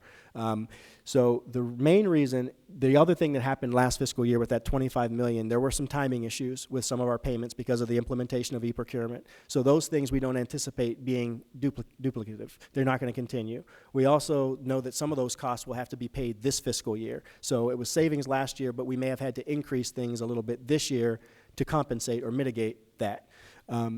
And again, the other reason that I don't think it's an ongoing savings is when you look at the trajectory, when you look at your attachment A that's in your council report, you notice that we have deficits projected pretty much routinely throughout some of those years. That is indicative to me of a structural deficit to some degree. So again, those savings are not there every single fiscal year. But with vacancies, we've had historic number of retirements that have made it difficult for us to fill as quickly as we have historically filled all of our positions. But if you're going to count on vacancy savings, you have to actually remove the positions, cut them, and get them out of the budget. And that's what we will be looking, one of the things we'll talk about is we're going to look at for the trial budget is what's the right level of vacancies and positions for us. So Please, Ms. Barton. Sure. As we look ahead to fiscal year 17-18, and I'll go through these pretty quickly, again, looking at the same thing, resources and expenditures that we talked about previously, sets a path for us for 17-18 where we have a potential deficit of $30 million to $9 million. Again, year 3, kind of similar story, a projected deficit of $6 million, so that could be a break-even year to a potential surplus of $34 million. I'll click the last two in the essence of time and to kind of spare you because, again, years 4 and 5, they're so far out there. There are so many different variables that could change, that assumptions that could happen, a variety of different things. And you'll notice, again, that we have a potential deficit to a potential surplus in each of those years as well. On our screen, the last line is cut off. I don't know if it is on TV. It is $71 million, I'm sorry. So that's a potential deficit of $14 million to a potential surplus of $71 million in fiscal year 2021. Okay. So what we show is this range available for next year of 32 to 55, which is great, but we have some decisions to make about the demands that we know we have on our plate. So the first one we have is our debt service. We talked about that in December. We have come to the end of a 5-year program where we've used our debt service reserve to pay part of our property tax funded debt. And so as we come to the end of that, we know that that's a $37 million demand on our resources to be able to continue paying that. The next ones have to do with some public safety needs. Police body cameras have been a significant source of conversation in the community and the police department as a transparency issue that protects both our officers and the community. If we ramp that up in a 3-year program, it would be an ongoing cost of about $2 million the first year, an additional $2 million, and then an additional $2 million to get our police department outfitted with body cameras. And we believe a 3-year program is about a timeline that would make sense for the chief to be able to roll it out in a reasonable fashion. On the fire side, we are, I think, maybe the last fire department in the valley that still asks our officers to press hard while they write forms in triplicate. The industry is moving to iPad and electronic-based patient care records. We need to do that for the Phoenix Fire Department. That would be a $3 million one-time cost. It would end up saving us money a couple years down the road. And the next item, we have a public safety set of facilities on top of North Mountain. The road that most of us know as a hiking trail is actually a service road to public safety facilities at the top of that mountain. That road is failing and is really unable to accommodate the equipment it takes to get up to the top of the mountain, and the tower on top needs to be replaced. That's a one-time cost we estimate in the range of $7 million. And finally, as we've said, we're in the midst of negotiating employee compensation, and that would be also a demand on our resources for any restoration of concessions that we would make with our employees. And so as we go to the next slide, we show the adjusted number here. So if you start at the top, what our projected deficit and surplus is, and we're just saying if you added all these things in, where do you get to is a one-time surplus of 32 to 55 this year, depending on how much and how we would accommodate those different demands, gives us a range of 17 million deficit to a $6 million surplus. You got to navigate the fact that some of it's one-time and some of it's ongoing, but that's really the puzzle, or for children of the 80s, Rubik's Cube, that we're trying to twist around and fashion into a comprehensive piece. And so as we look ahead, we have to, for March 22nd, finalize what our one-time savings number is, so it can't be a range. We're gonna know what that number is. We're gonna talk about what our debt service payments need to be and how we will do that without an early redemption fund. We need to allocate our vacancy savings and propose any vacancy reductions that would give us ongoing savings, and we continue to negotiate employee compensation. All that will factor into what we present on March 22nd in our trial budget with community budget hearings that you host in March and April.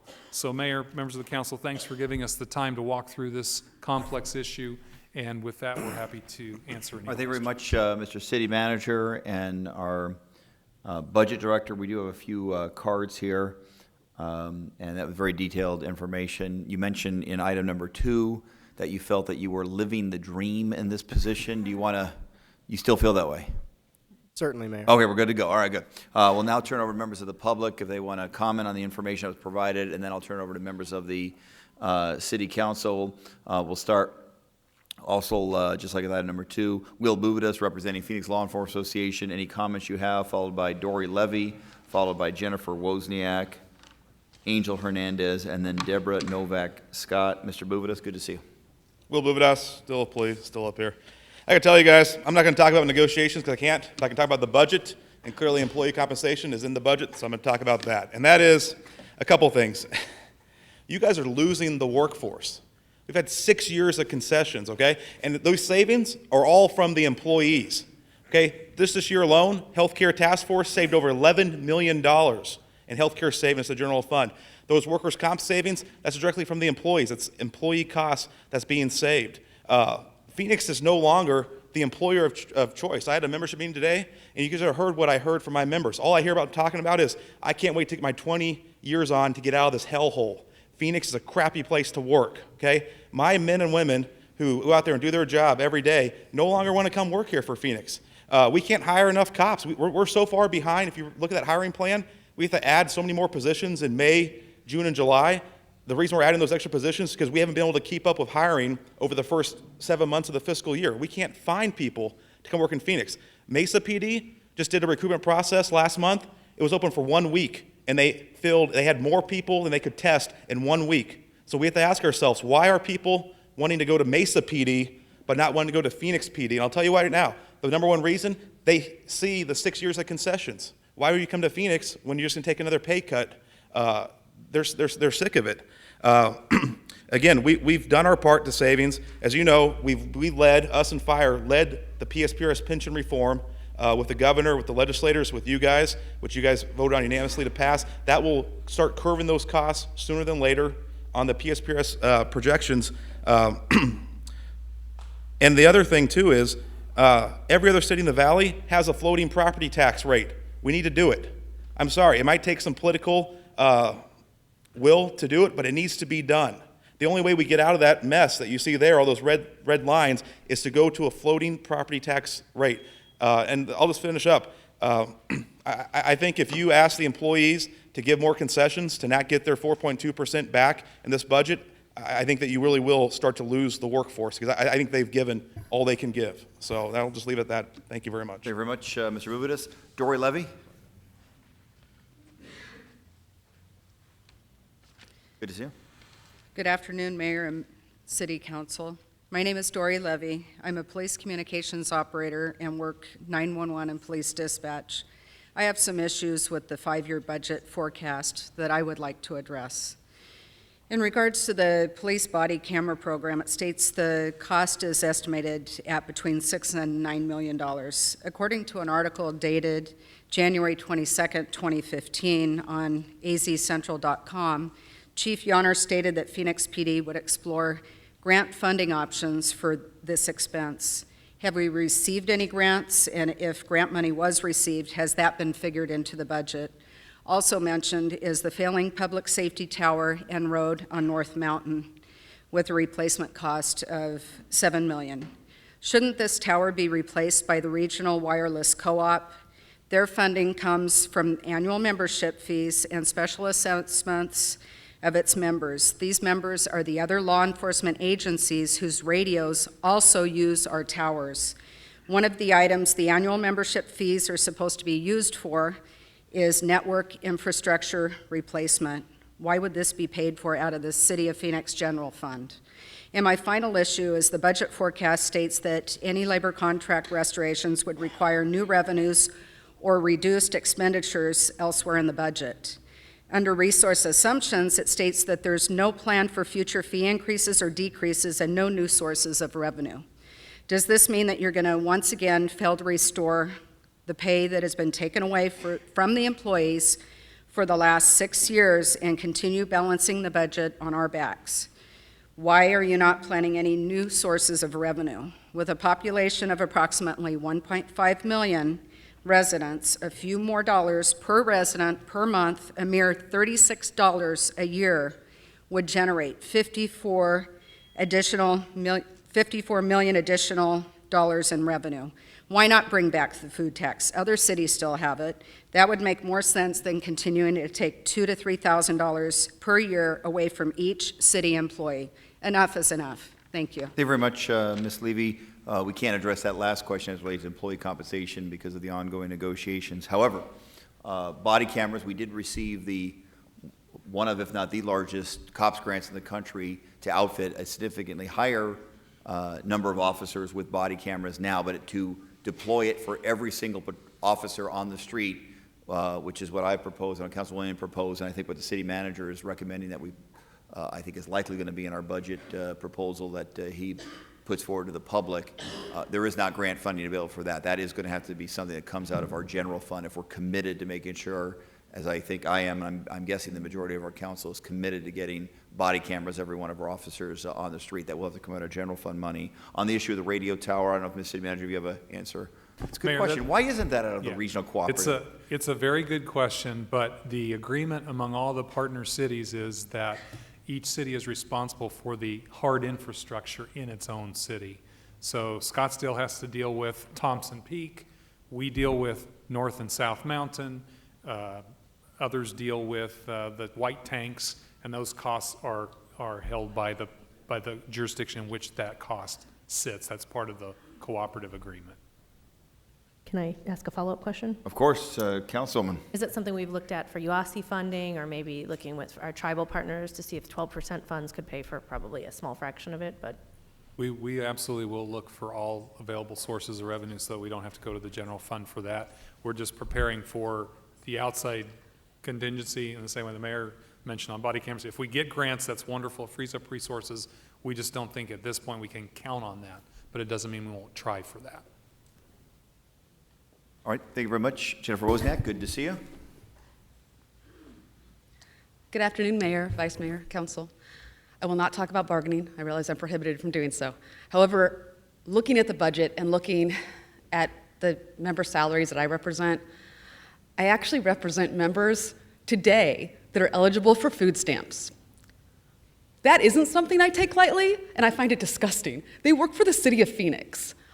They aren't working at McDonald's. They're not fighting for 15, although I sure as heck think they should now once I figured this out and how low it is. The concessions that they're taking have an actual real impact upon them.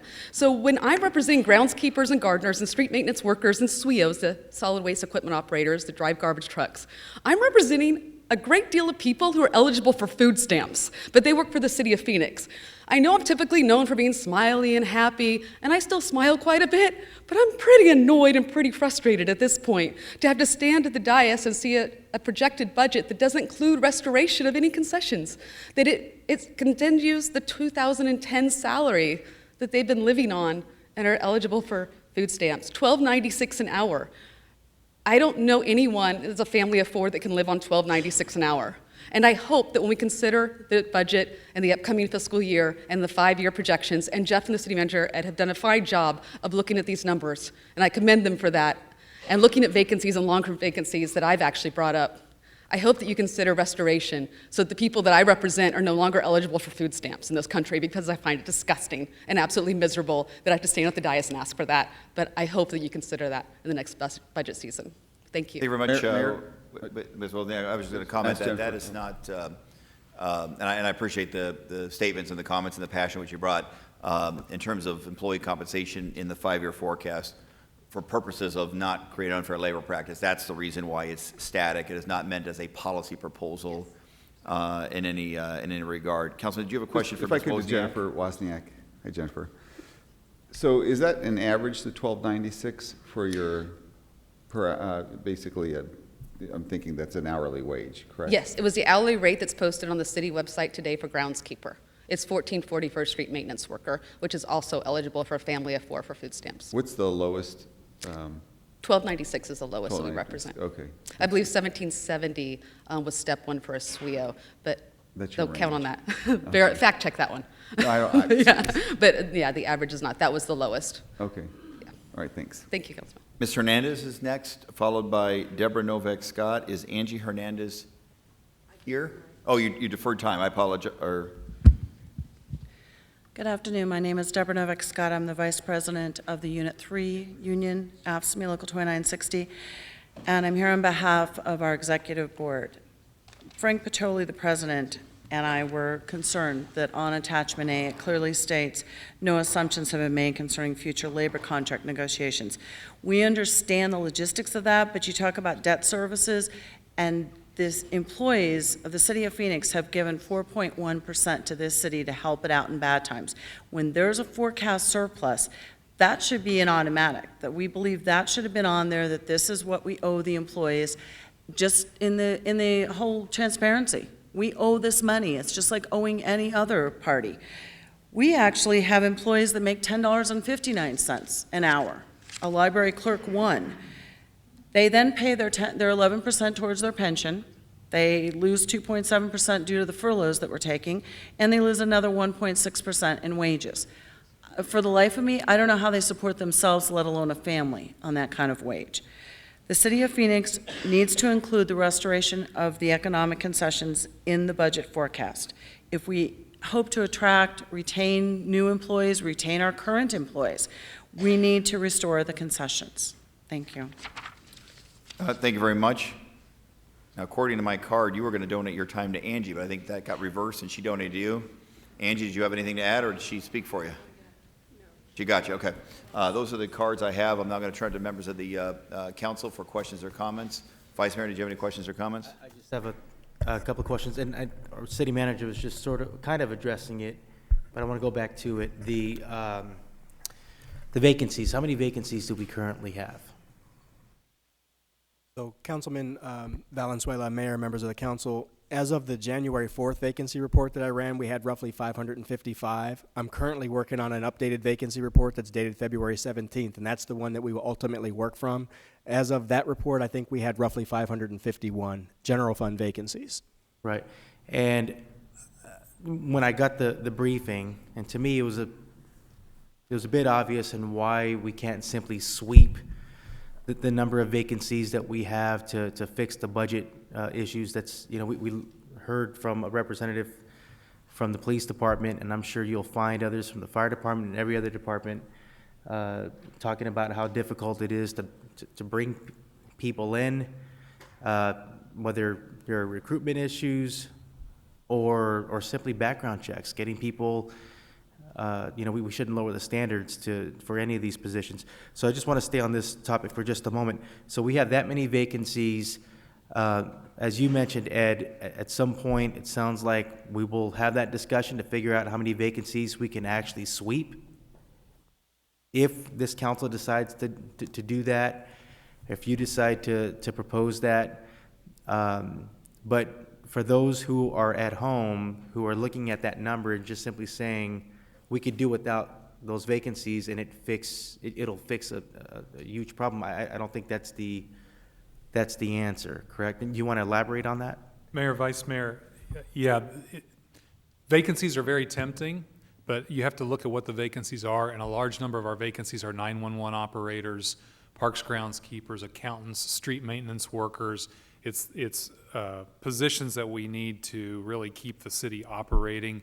And so if we look at vacancies, and we will do that, we have to be really judicious and careful in how we might cut vacancies to make sure we're not crippling ourselves for the future. I kind of equate it to a basketball team, you know, a pro team. They can deal with the injury of a couple of key players for a while, and people fill in and play more minutes and do all that sort of thing. But they're not the same team over a whole season if they don't have their whole squad together. Right. And so that's sort of what our employees have been doing with vacancies, is they've been filling in the gaps and playing extra minutes, but you sort of hit your limit. So we just have to be really careful with vacancies as we look at that. Yeah, I appreciate your comment. my colleague mentioned something that I actually agree with. The overtime, when that was mentioned, there are people who are passing it up because they kind of reached their limit. At some point, we need to hire more people, and we can't do that if we sweep all those vacancies. So thank you for clarifying that. I just wanted to also make that point. Thank you very much. Other comments by members of this council? Councilman DeCiccio, please. Thank you, Mayor. Just a couple of questions, if I could. There's another big elephant in the room that we haven't really talked about, is the unfunded liability for pensions. The complete number, my understanding is that's $3.8 billion for all funds. I believe that's correct when you include PSPRS and COPERS. I think it's 2.7, Denise, for PSPRS and roughly 1.1 for COPERS. The impact of that unfunded basically says we don't have any money to fund that. That's why it says we don't have any funding mechanism in place. If you look at what happened, literally the city of Philadelphia was rated the worst financially set city in the country at $5 billion of unfunded. We're not that far off when you're talking about $3.8 billion. We ought to be thinking about how we're going to end up resolving that, because that number is going to, I think that number is going to continue to grow, as the chart up there would show that the cost continues to grow out there. You know, you may want to look at paying down some of those dollars. I mean, we can't look at the state anymore and say it's their fault. We just can't do that. It's our responsibility. It's the city of Phoenix's responsibility to take care of that unfunded. Whether, you know, if you're an employee, you should want us to do that, because what that does is it brings stability to the system. As a taxpayer, I want that to be done because I don't want us to be facing this large debt, this overgrowing debt. It's like a bad credit card that continues to grow and grow and grow. As that debt continues to grow, your financial stability in your own home becomes problematic. So people do try to pay those things down. If there's a way for us to do that in the future, I know I've mentioned this before, but I think we really need to be looking at that. The other thing that I don't know if I ever got the report, and I appreciate you putting up that report there, Sam. I mean, you're amazing. Thanks for what you do. You're doing really an amazing job here. I also asked for the total retirement costs. I don't know if we were able to get those. This is probably the fourth time. We do have those. We do? Yeah. Did I ever get those? Yeah, I Ed? think we sent them to your office in December or January, but we I could, just don't remember we'll get them again. If you don't mind. Yeah. Because I think, and that's something I think that the council here would like to see, is if you look at that projected growth that goes upwards. I haven't seen it since then, so I couldn't remember if I got it or not. It was a while back. Yesterday seemed like a long time ago. The other is, when you look at the impact of doing your projections, one of the things, and I think it's starting to work its way out, would be there's two issues dealing with the online purchases, because people are purchasing more and more online. They just don't want to fight the crowds. And I believe that we're getting mechanisms to pay that. And that's a hard thing to project out, because you really don't know what's going to be occurring there and how that's going to be recovered. How do you compensate with that when you're dealing with your projections, Sam, or do you? I don't think you get to that granular of a level. I mean, that's reflected in total sales tax. Right. You're not going to that granular of a level because we don't, again, when we collect, we're not collecting necessarily. It doesn't tell us online versus, not online. Mm-hmm. So you'll see those vendors historically, like Amazon, when they weren't paying sales tax to Right. the city. You eventually find those things when our sales tax folks go out and do those audits, and then you bring them back in line and say, you owe X. That's where we catch those. And so it's really catching those in arrears, so to speak, if you will. The larger companies have all pretty much moved Most to of them that. have already moved to paying, It's the complying. smaller ones that haven't Right. really moved into that direction. I think Right. that's something we ought to be looking at, is how do we create that level of parity for everybody across the board. And I think you'll find ways of, if people pay their fair share, then that'd be probably the best way to look at it. The other deals with the telecom tax. That's going to continue to, I believe, drop, only because people are going to be looking at less and less, use for their landline. Is that compensated in there? And I don't know if that's a big number or not. We talked It about is. it I mean, briefly. telecom for the last year or so, last couple of years, has actually had negative growth. Eventually, we hope to get to a point where you don't have negative on top of negative growth. Eventually, we hope to get to a baseline where it's going to be everyone's cut the cord. The people that are going to move on have moved on, and you move forward. But we are modeling based off of year-to-date collections. So again, we're not assuming any growth in that area, so to speak. I think we're really, how bad will it get? How much worse can it possibly get, Councilman? Well, I think it's going to continue to get a lot worse because I think the people that haven't gotten rid of their landline, people like me, just keep it there because it's tradition. We don't ever use it. I mean, heaven forbid anyone were to call us and leave a message there. It could be months before I pick up that message, and I think that that's going to happen more and more as you move forward. The other deals with the question of, and I didn't see this in there, but maybe I just missed it, but dealing with the property tax, the maximizing the primary, then you got the secondary. Because of that policy, it created a deficit in the secondary, basically reserve account, because I think we're pretty much depleted. Has that been compensated in this report? Yes, Mayor, Councilman, has. the CCO. That's part of where we get to. As Jeff said, one of our revenue assumptions is that the primary tax is maximized. Right.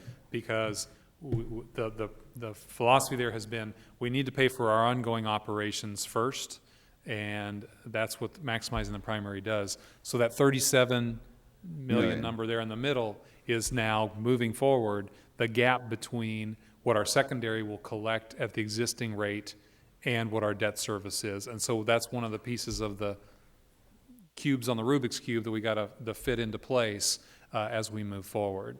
Well, and I would strongly encourage you not to move forward any more property tax increases. The public can barely deal with it as it is.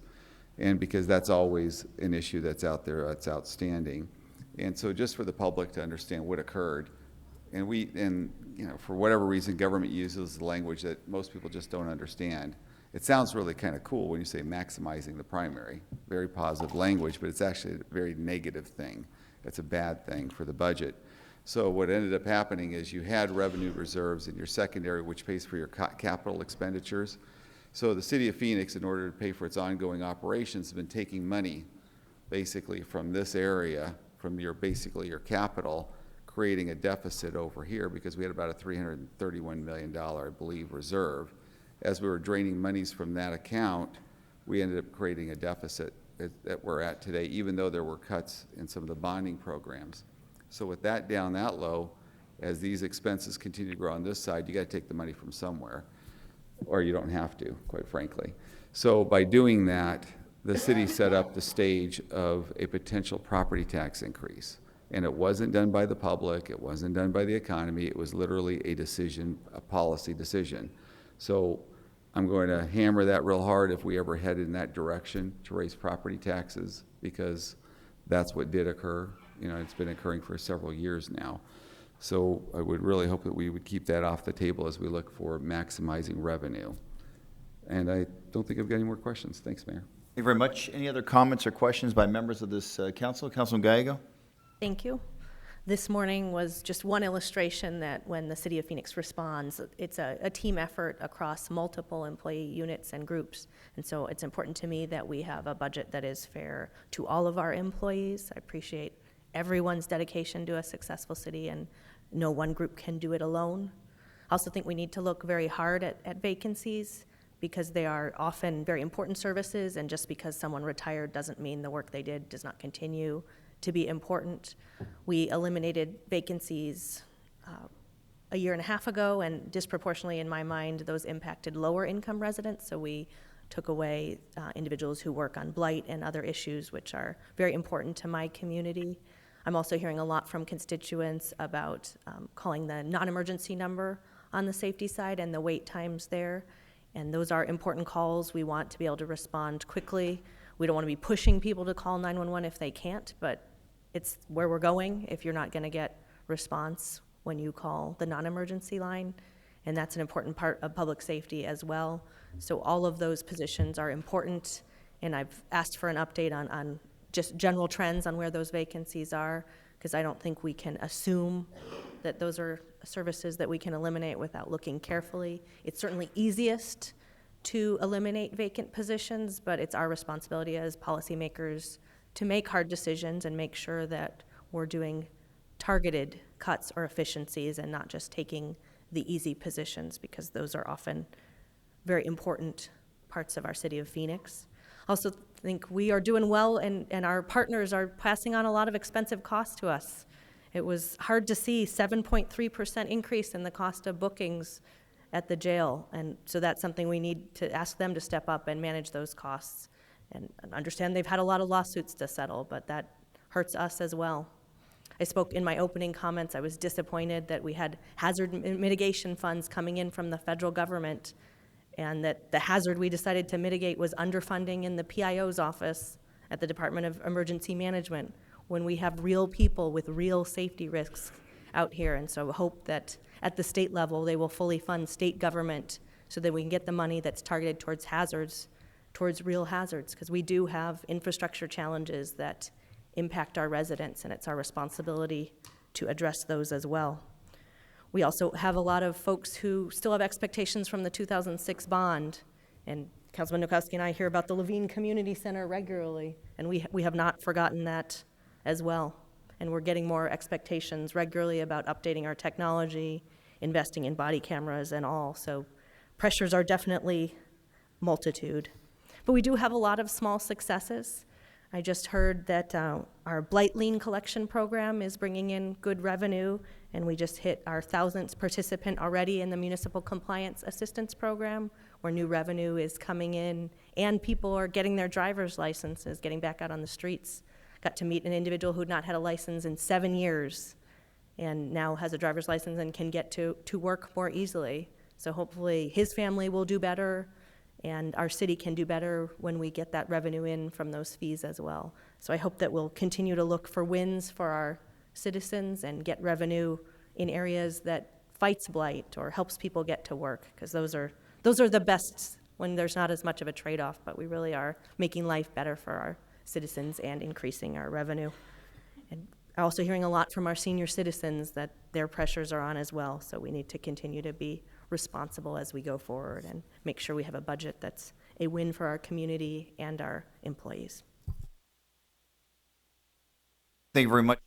Thank you very much, Councilwoman. Any other comments by members of this council? Councilman Nowakowski, please. Mayor, in this forecast, is the Prop 400 monies included in that forecast, or is it a part of that that 5-year forecast? Could you just clarify, Prop 400 meaning? I mean Prop 104. I'm Prop sorry. 104. Okay, Jeff? Yeah, so in this forecast, they are not reflected in there, Councilman, other than they are an additional resource to the general fund, because we no longer are allocating those to transit, but then we're immediately turning those funds over to police for the hiring of 125 officers. So that's reflected in the presentation that we did prior to the 5-year forecast presentation. Now, there's some funds in there for streets and infrastructure and all that, isn't that true, or? Yes, but that's not, this is just strictly on the general fund. So when we actually bring back to you the final budget that you ultimately adopt, or the city manager's budget, you'll see those funds being included in streets and public transit and the things that they will be able to do and complete with that additional money, not necessarily in this general fund forecast. And I remember hearing about the North Mountain getting up to the towers. Is there any way that we can just grade the road and actually use 4x4s to get up there? I mean, I run 9 radio stations, and most of the roads aren't paved. They're just graded, and we have to have a 4-wheel drive to get up to our towers. Is there a certain use? Is there a daily use for those roads, or is it just on an emergency basis? You know, I don't think there's daily use for the road, especially from a tower perspective. Right now, I think the city manager asked IT department as well as the RWC staff as well as streets to kind of give a white paper assessment on what is the condition of that tower and what is the condition of that road and what are the alternatives or options that may be able to be utilized. So again, I think what we're presenting here would be theoretically worst-case scenario. If the white paper or staff's assessment is determined that we could do something a little less, then that's ultimately what I think we would do, to the extent that we can. But we're talking about $7 million, so that's quite a bit of change there. The other thing too is that if we look in, or if we can have a white sheet on the whole furlough days and how much it actually costs us more to pay somebody time and a half to work those days that people are having furlough days. Because you would have to have an expert or an individual that has the expertise to cover those jobs. So I believe we're paying people time and a half to actually come in and cover those furlough hours that individuals are taking off.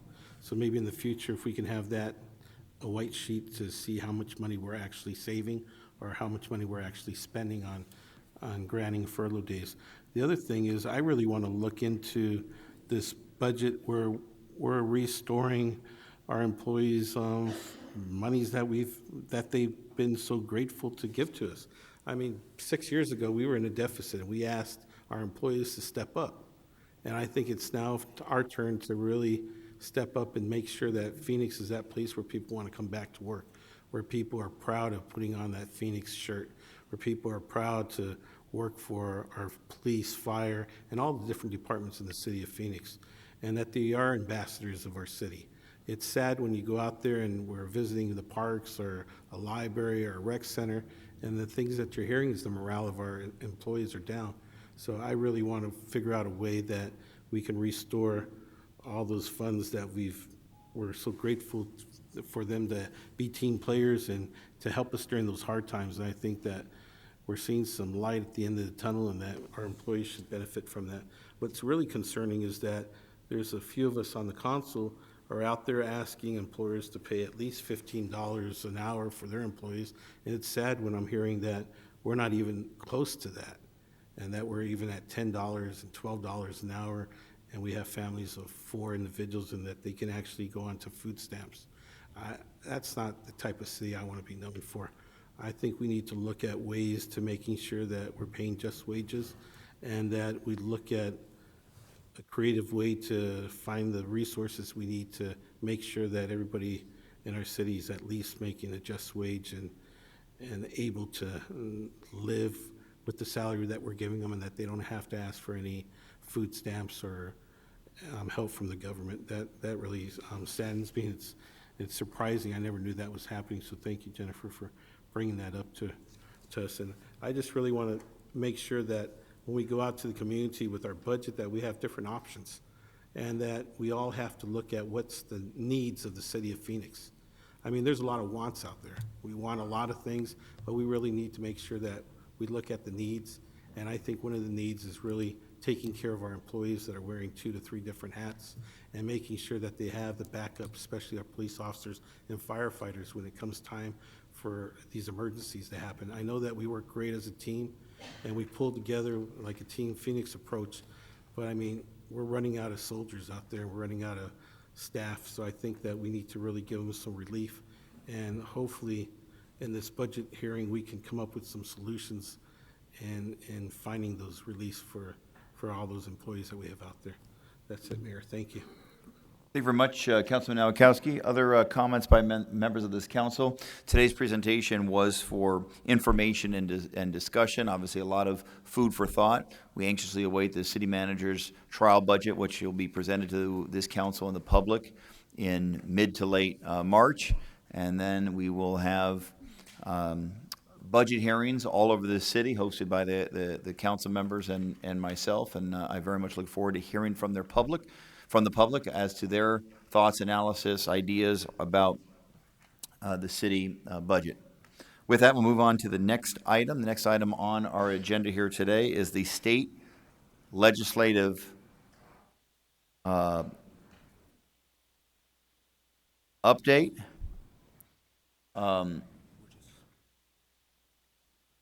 Okay, and so our professional Tom Remus and John Wayne Gonzalez, who are our intergovernmental team, are here to answer any questions that the council may have. They have presented to us bills for consideration with staff, their recommendation as to what our position is on those bills. My understanding is that council members had a chance to review them and provide input, and so I've been given a proposed omnibus motion. All right. Move Councilman Gable, approval please. on items C, D, F, H, J, and K. Second. We have a motion and a second on a proposed omnibus motion to give direction to our legislative team.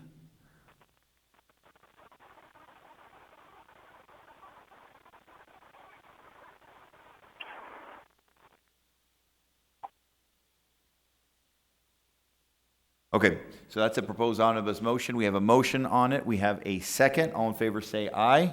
Aye. Opposed? No. No, so the three noes, I think Councilman Waring, DeCiccio, and Councilman Gates have not supported staff recommendation on those. So the motion passes to support staff recommendation on C, D, F, H, J, and K.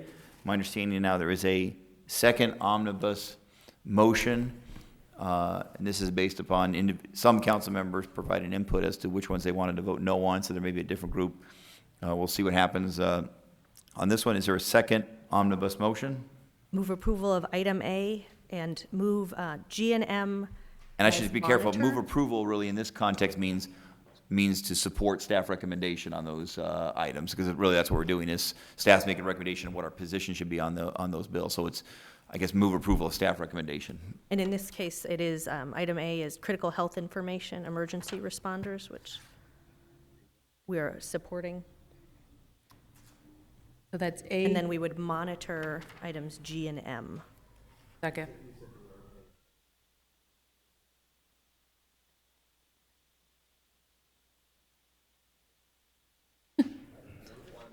Okay, so the motion is to support staff recommendation on A, and then the motion is to monitor G and M. Is that accurate?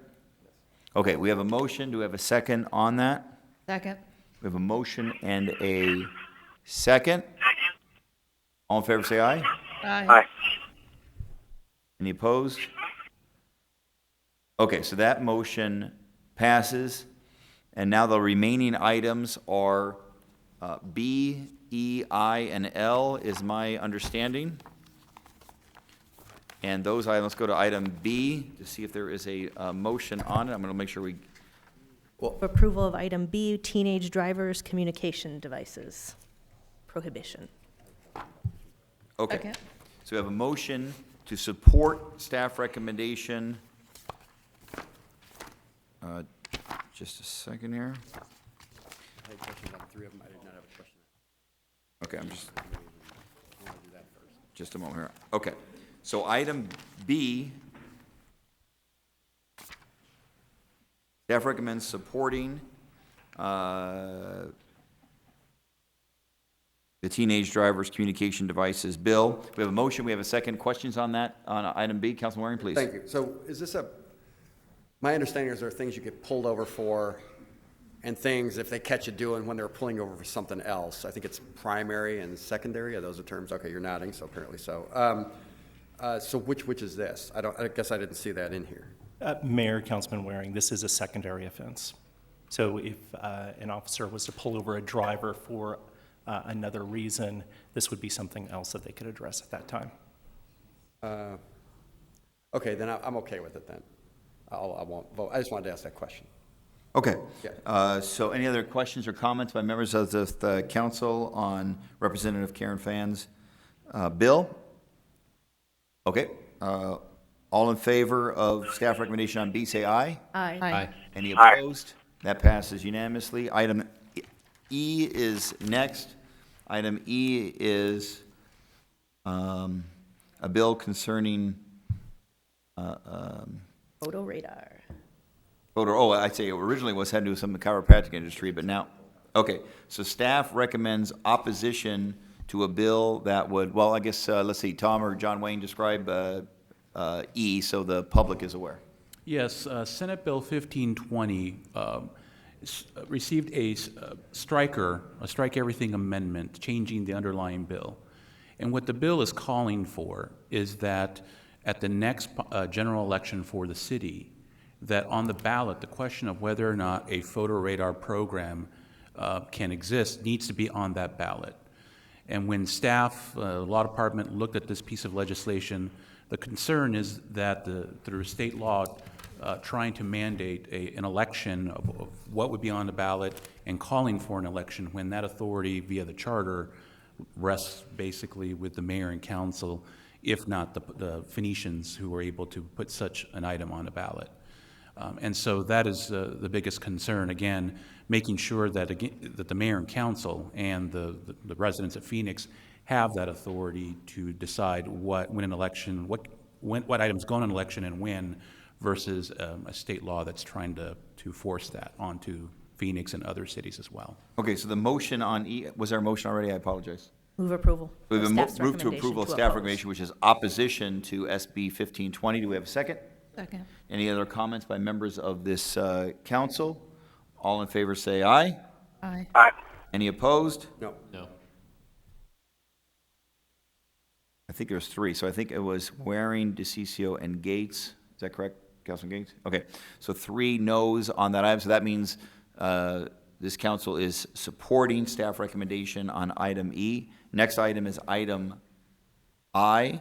This has to do with medical marijuana dispensaries. This is not a strike everything, is it? Mayor, council members, no. This was Okay. the item that was presented to council subcommittee last week. Okay, so do we have and staff is recommending supporting HB 2618. Do we have a motion on item I? Motion to approve? Second. We have a motion and a second. Any additional comments or questions? Councilman Waring. So there's going to be something on the ballot in August or November Mayor, council. regarding medical marijuana dispensaries. On the ballot, there is an initiative that we discussed at the council subcommittee Yes. talking about recreational marijuana use that will be on that ballot. So I guess the concern was with the thing that's on the ballot, if it passes, the current dispensaries, and this is probably something the public want to know, the current dispensaries, and we have, I think you said 13, plus other ones in the pipeline, is that right? Yes, I believe that's Okay, so I correct. think 13 is right, plus others in the pipeline, so it could be more. They have until, sounds like early next year, to change those current existing ones into the recreational facilities if the thing passes at the ballot. Mayor, Councilman Waring, we also have our Planning and Development Director, Alan Stevenson, who can also fill in with that. So Tom or Alan? So I was a little confused.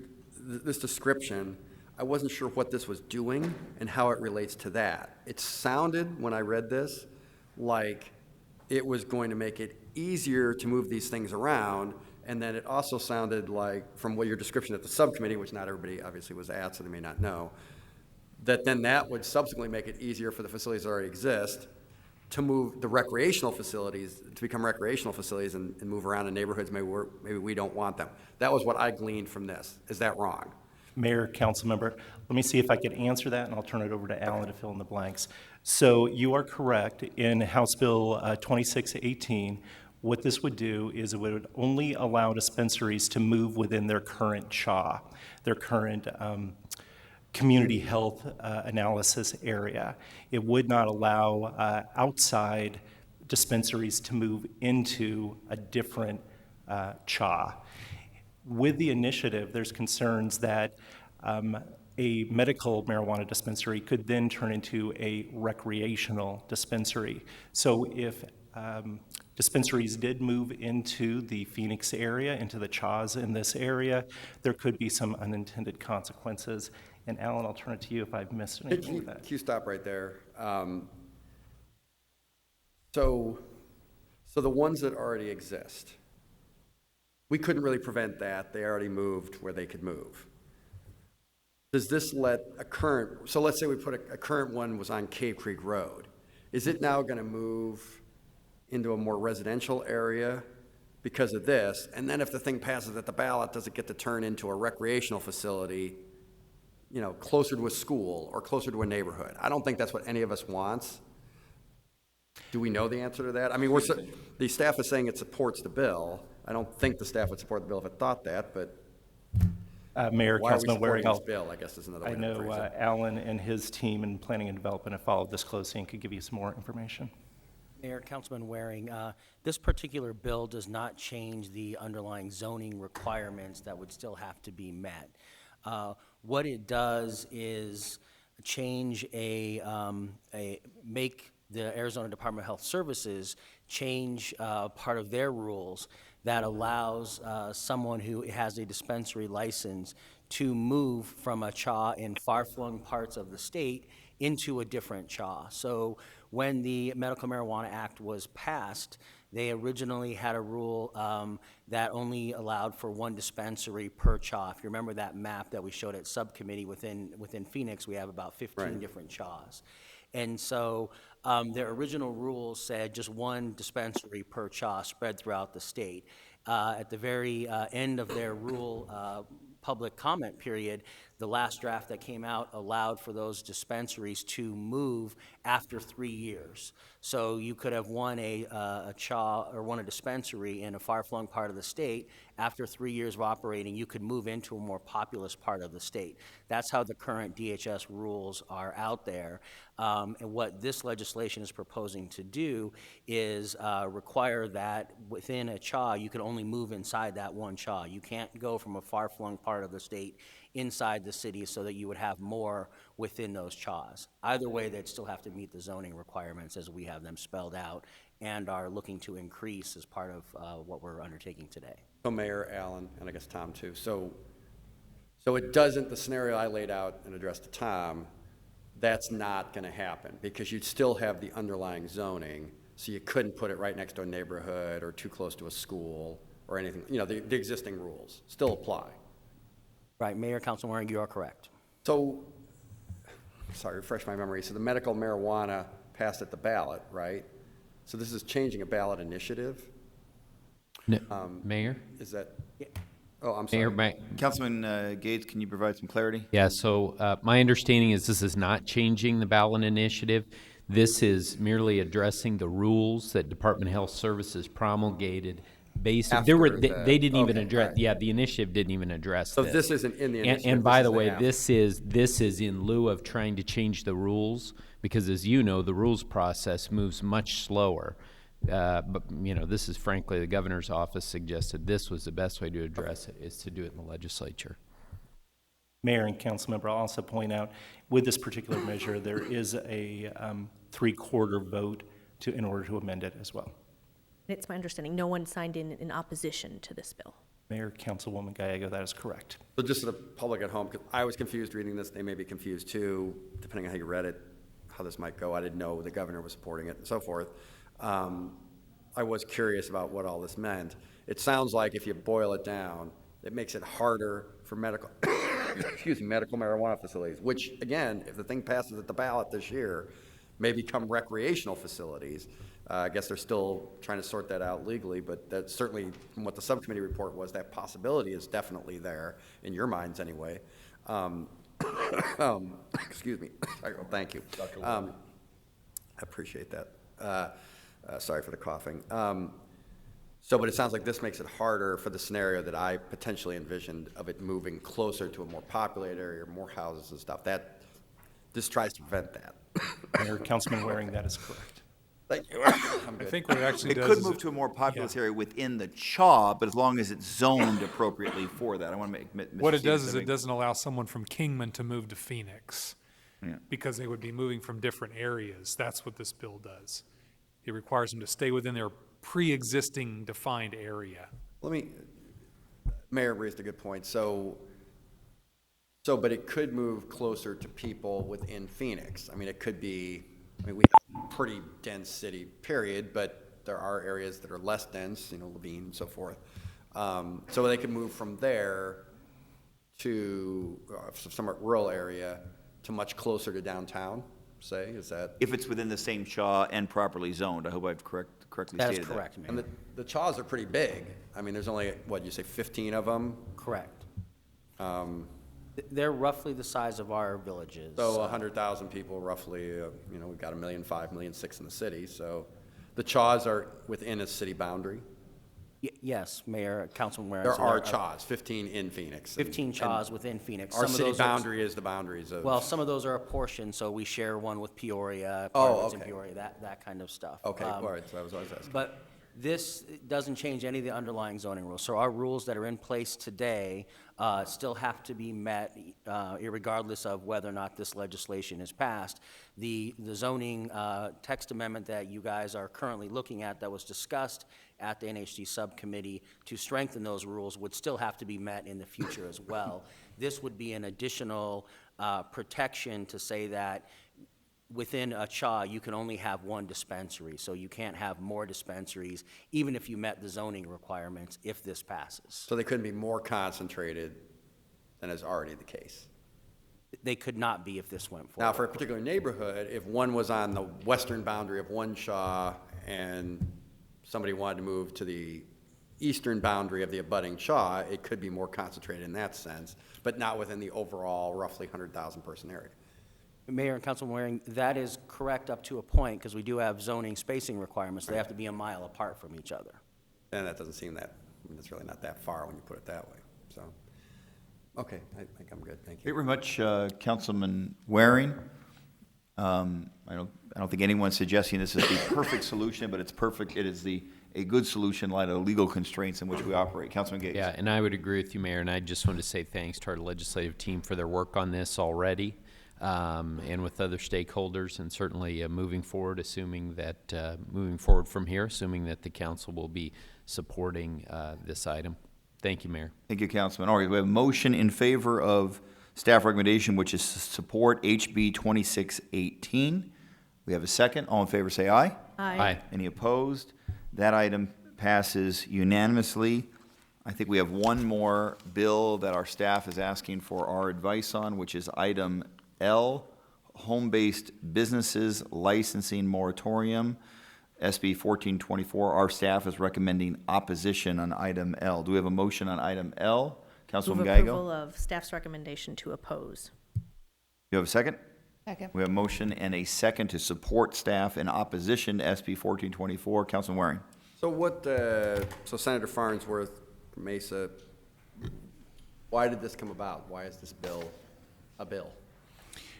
Mayor and Councilman Waring, in the summer, Senator Farnsworth held a number of meetings, at least twice a month, on all different types of regulations, whether it be county, city, state, on all types of areas, focused on property rights, on home businesses, and things of that nature. So there was about 3 or 4 months of dialogue.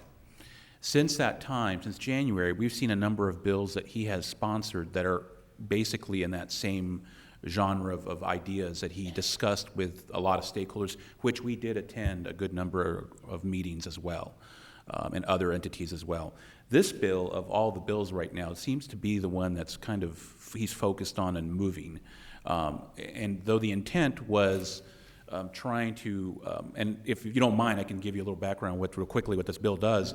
What the bill is saying is that if the unemployment rate in Arizona ever gets up to 10%, then all type of regulations and licensing on that home-based business is eliminated. So there is no more licensing requirements, permit requirements on any type of home-based business if you hit that 10% unemployment mark in Arizona. So that's what the bill does. And so staff is concerned because there's no definition of what home-based means. There is, the definitions of license are very broad, which could, we believe, include potentially the TPT license, the sales tax license for people at home. The licenses we require for massage individuals, secondhand dealers, and also there's no ability to regulate time, place, and manner, so you may have extra noise and traffic and other things in a neighborhood that's an unintended consequence of the bill. So those are the reasons why staff has concerns with this piece of legislation. Okay. All right. I think for my part, since it's all a little bit vague and it's still moving through the process, it's gone through the one committee, Senate committee. That's it. Mayor and Councilman, actually, it has moved through a committee, and when we checked right before this meeting, it was caucused this morning in the Senate. So it's still moving along, could be on a Senate Cal calendar, Committee of the Whole calendar, as early as tomorrow. And this is one without having the bill sponsor being here. I also don't think our votes here amount to a hill of beans in the state Senate. I'll be blunt, this is sort of more an academic exercise in most cases in my experience. But I am going to vote no on the staff recommendation to oppose, which should not be interpreted by anybody that I support the bill. It's just I'm not sure we have enough information about it, where it's going to go and so forth to take that recommendation. So I'll vote no, which doesn't mean yes in this case. Fair enough. Mayor? All right, thank you very much. Councilman DeCiccio, please. Just the way this is worded too, John, I mean, it just implements a license moratorium, basically says you're not going to issue any more licenses. Mayor and Council, Councilman DeCiccio, I'm looking right now, you're looking at the title? I'm reading what you provided us. Oh, okay, so I'm looking at the language, and so under that scenario of that 10% unemployment mark, you are correct that entities, home-based businesses, whatever that definition is, would no longer have to seek any type of licensing or permits. There is a provision in the bill that allows it to go back to being regulated if if that number drops below 6%. But again, when it talks about licensing, it talks about permits, certificates, approvals, registrations, charters, or any type of authorization that was required to operate a business. That is the language from the actual piece of legislation, which doesn't really give it shape or form, and that's where there's a lot of concern of what could happen. Well, it's just the way this is worded here. It sounds like we're not going to be issuing any more permitting or licensing. I mean, if you read this, it says implements a licensing moratorium for home-based businesses. It means you're not going to issue any more. Mayor and Councilman DeCiccio. It doesn't say we're going to give you full access, does it? Mayor and Councilman DeCiccio. I think it's the intent, though, is that we no longer, if the unemployment rate gets above 10%, that the city would have to get out of the business of licensing, and it would be at the discretion of each individual property owner whether to create a home-based business with or without the normal licensing procedures. And Mayor and Councilman DeCiccio, again, if we hit that 10% unemployment rate, you are not issuing any more licenses or permits or what have you to those types of businesses which are not defined. So that's the concern, is that because you also don't define what home-based business means in the statute, what prevents individuals from operating certain types of things out of their home under the auspice of home-based business, like secondhand dealers and things of that nature, which right now are regulated? Well, like Councilman Waring said, I like the idea of people being able to do some things out of their homes. I don't want us to get in the business of stopping, with the new wave and the new world is moving toward right now. And I get the point where it's not defined. Until we get a better idea what the bill is, I don't want to oppose something that I would generally think a favorable thing, because at the end of the day, it might end up being exactly what we want to have done, and we want to encourage people to have home-based types of businesses. So, and plus the way this is worded is very confusing, and I got where you're going on this thing, but I don't think it's, from my end, I'm going to be voting no on the proposal because I like the idea of having home-based businesses. Just want more clarity, and as this moves along, if you can work with me on it, we're going to have many bites at the apple on it. Real quick, is this intended to only affect cities, or is it intended to affect state licensure as well? Mayor and Council, this would deal, the way I understand and read it, all types of regulations, permits, and licenses. The only state agency that gets an exemption or can have their regulations and permits remain in place is the Department of Health Services. It doesn't call out any other state agency or entity that can, except for DHS, to be able to continue to regulate, permit, in those areas. Okay, Councilman Warren. You guys write these write-ups, or I think I've asked this before? Mayor, Councilman Waring, yes. Government Relations staff puts together the City Council reports. All right, thanks. All right, who regulates halfway houses? Who provides licensing for that? Is that a DHS licensed entity? Mayor and council, I do not have the answer to that question. Okay, no, all right. All right, so we have staff's analysis is that they're recommending opposition. That's the motion, and a second, we have those comments by a few council members. Any other comments or questions by members of the, of this council? All right, all in favor of staff recommendation, say aye. Aye. Any opposed? No. 2 noes on that. I believe there are no other items before this council or no other advice you need on various bills. Thank you very much. There be no other business before the city council. Our policy session is now adjourned.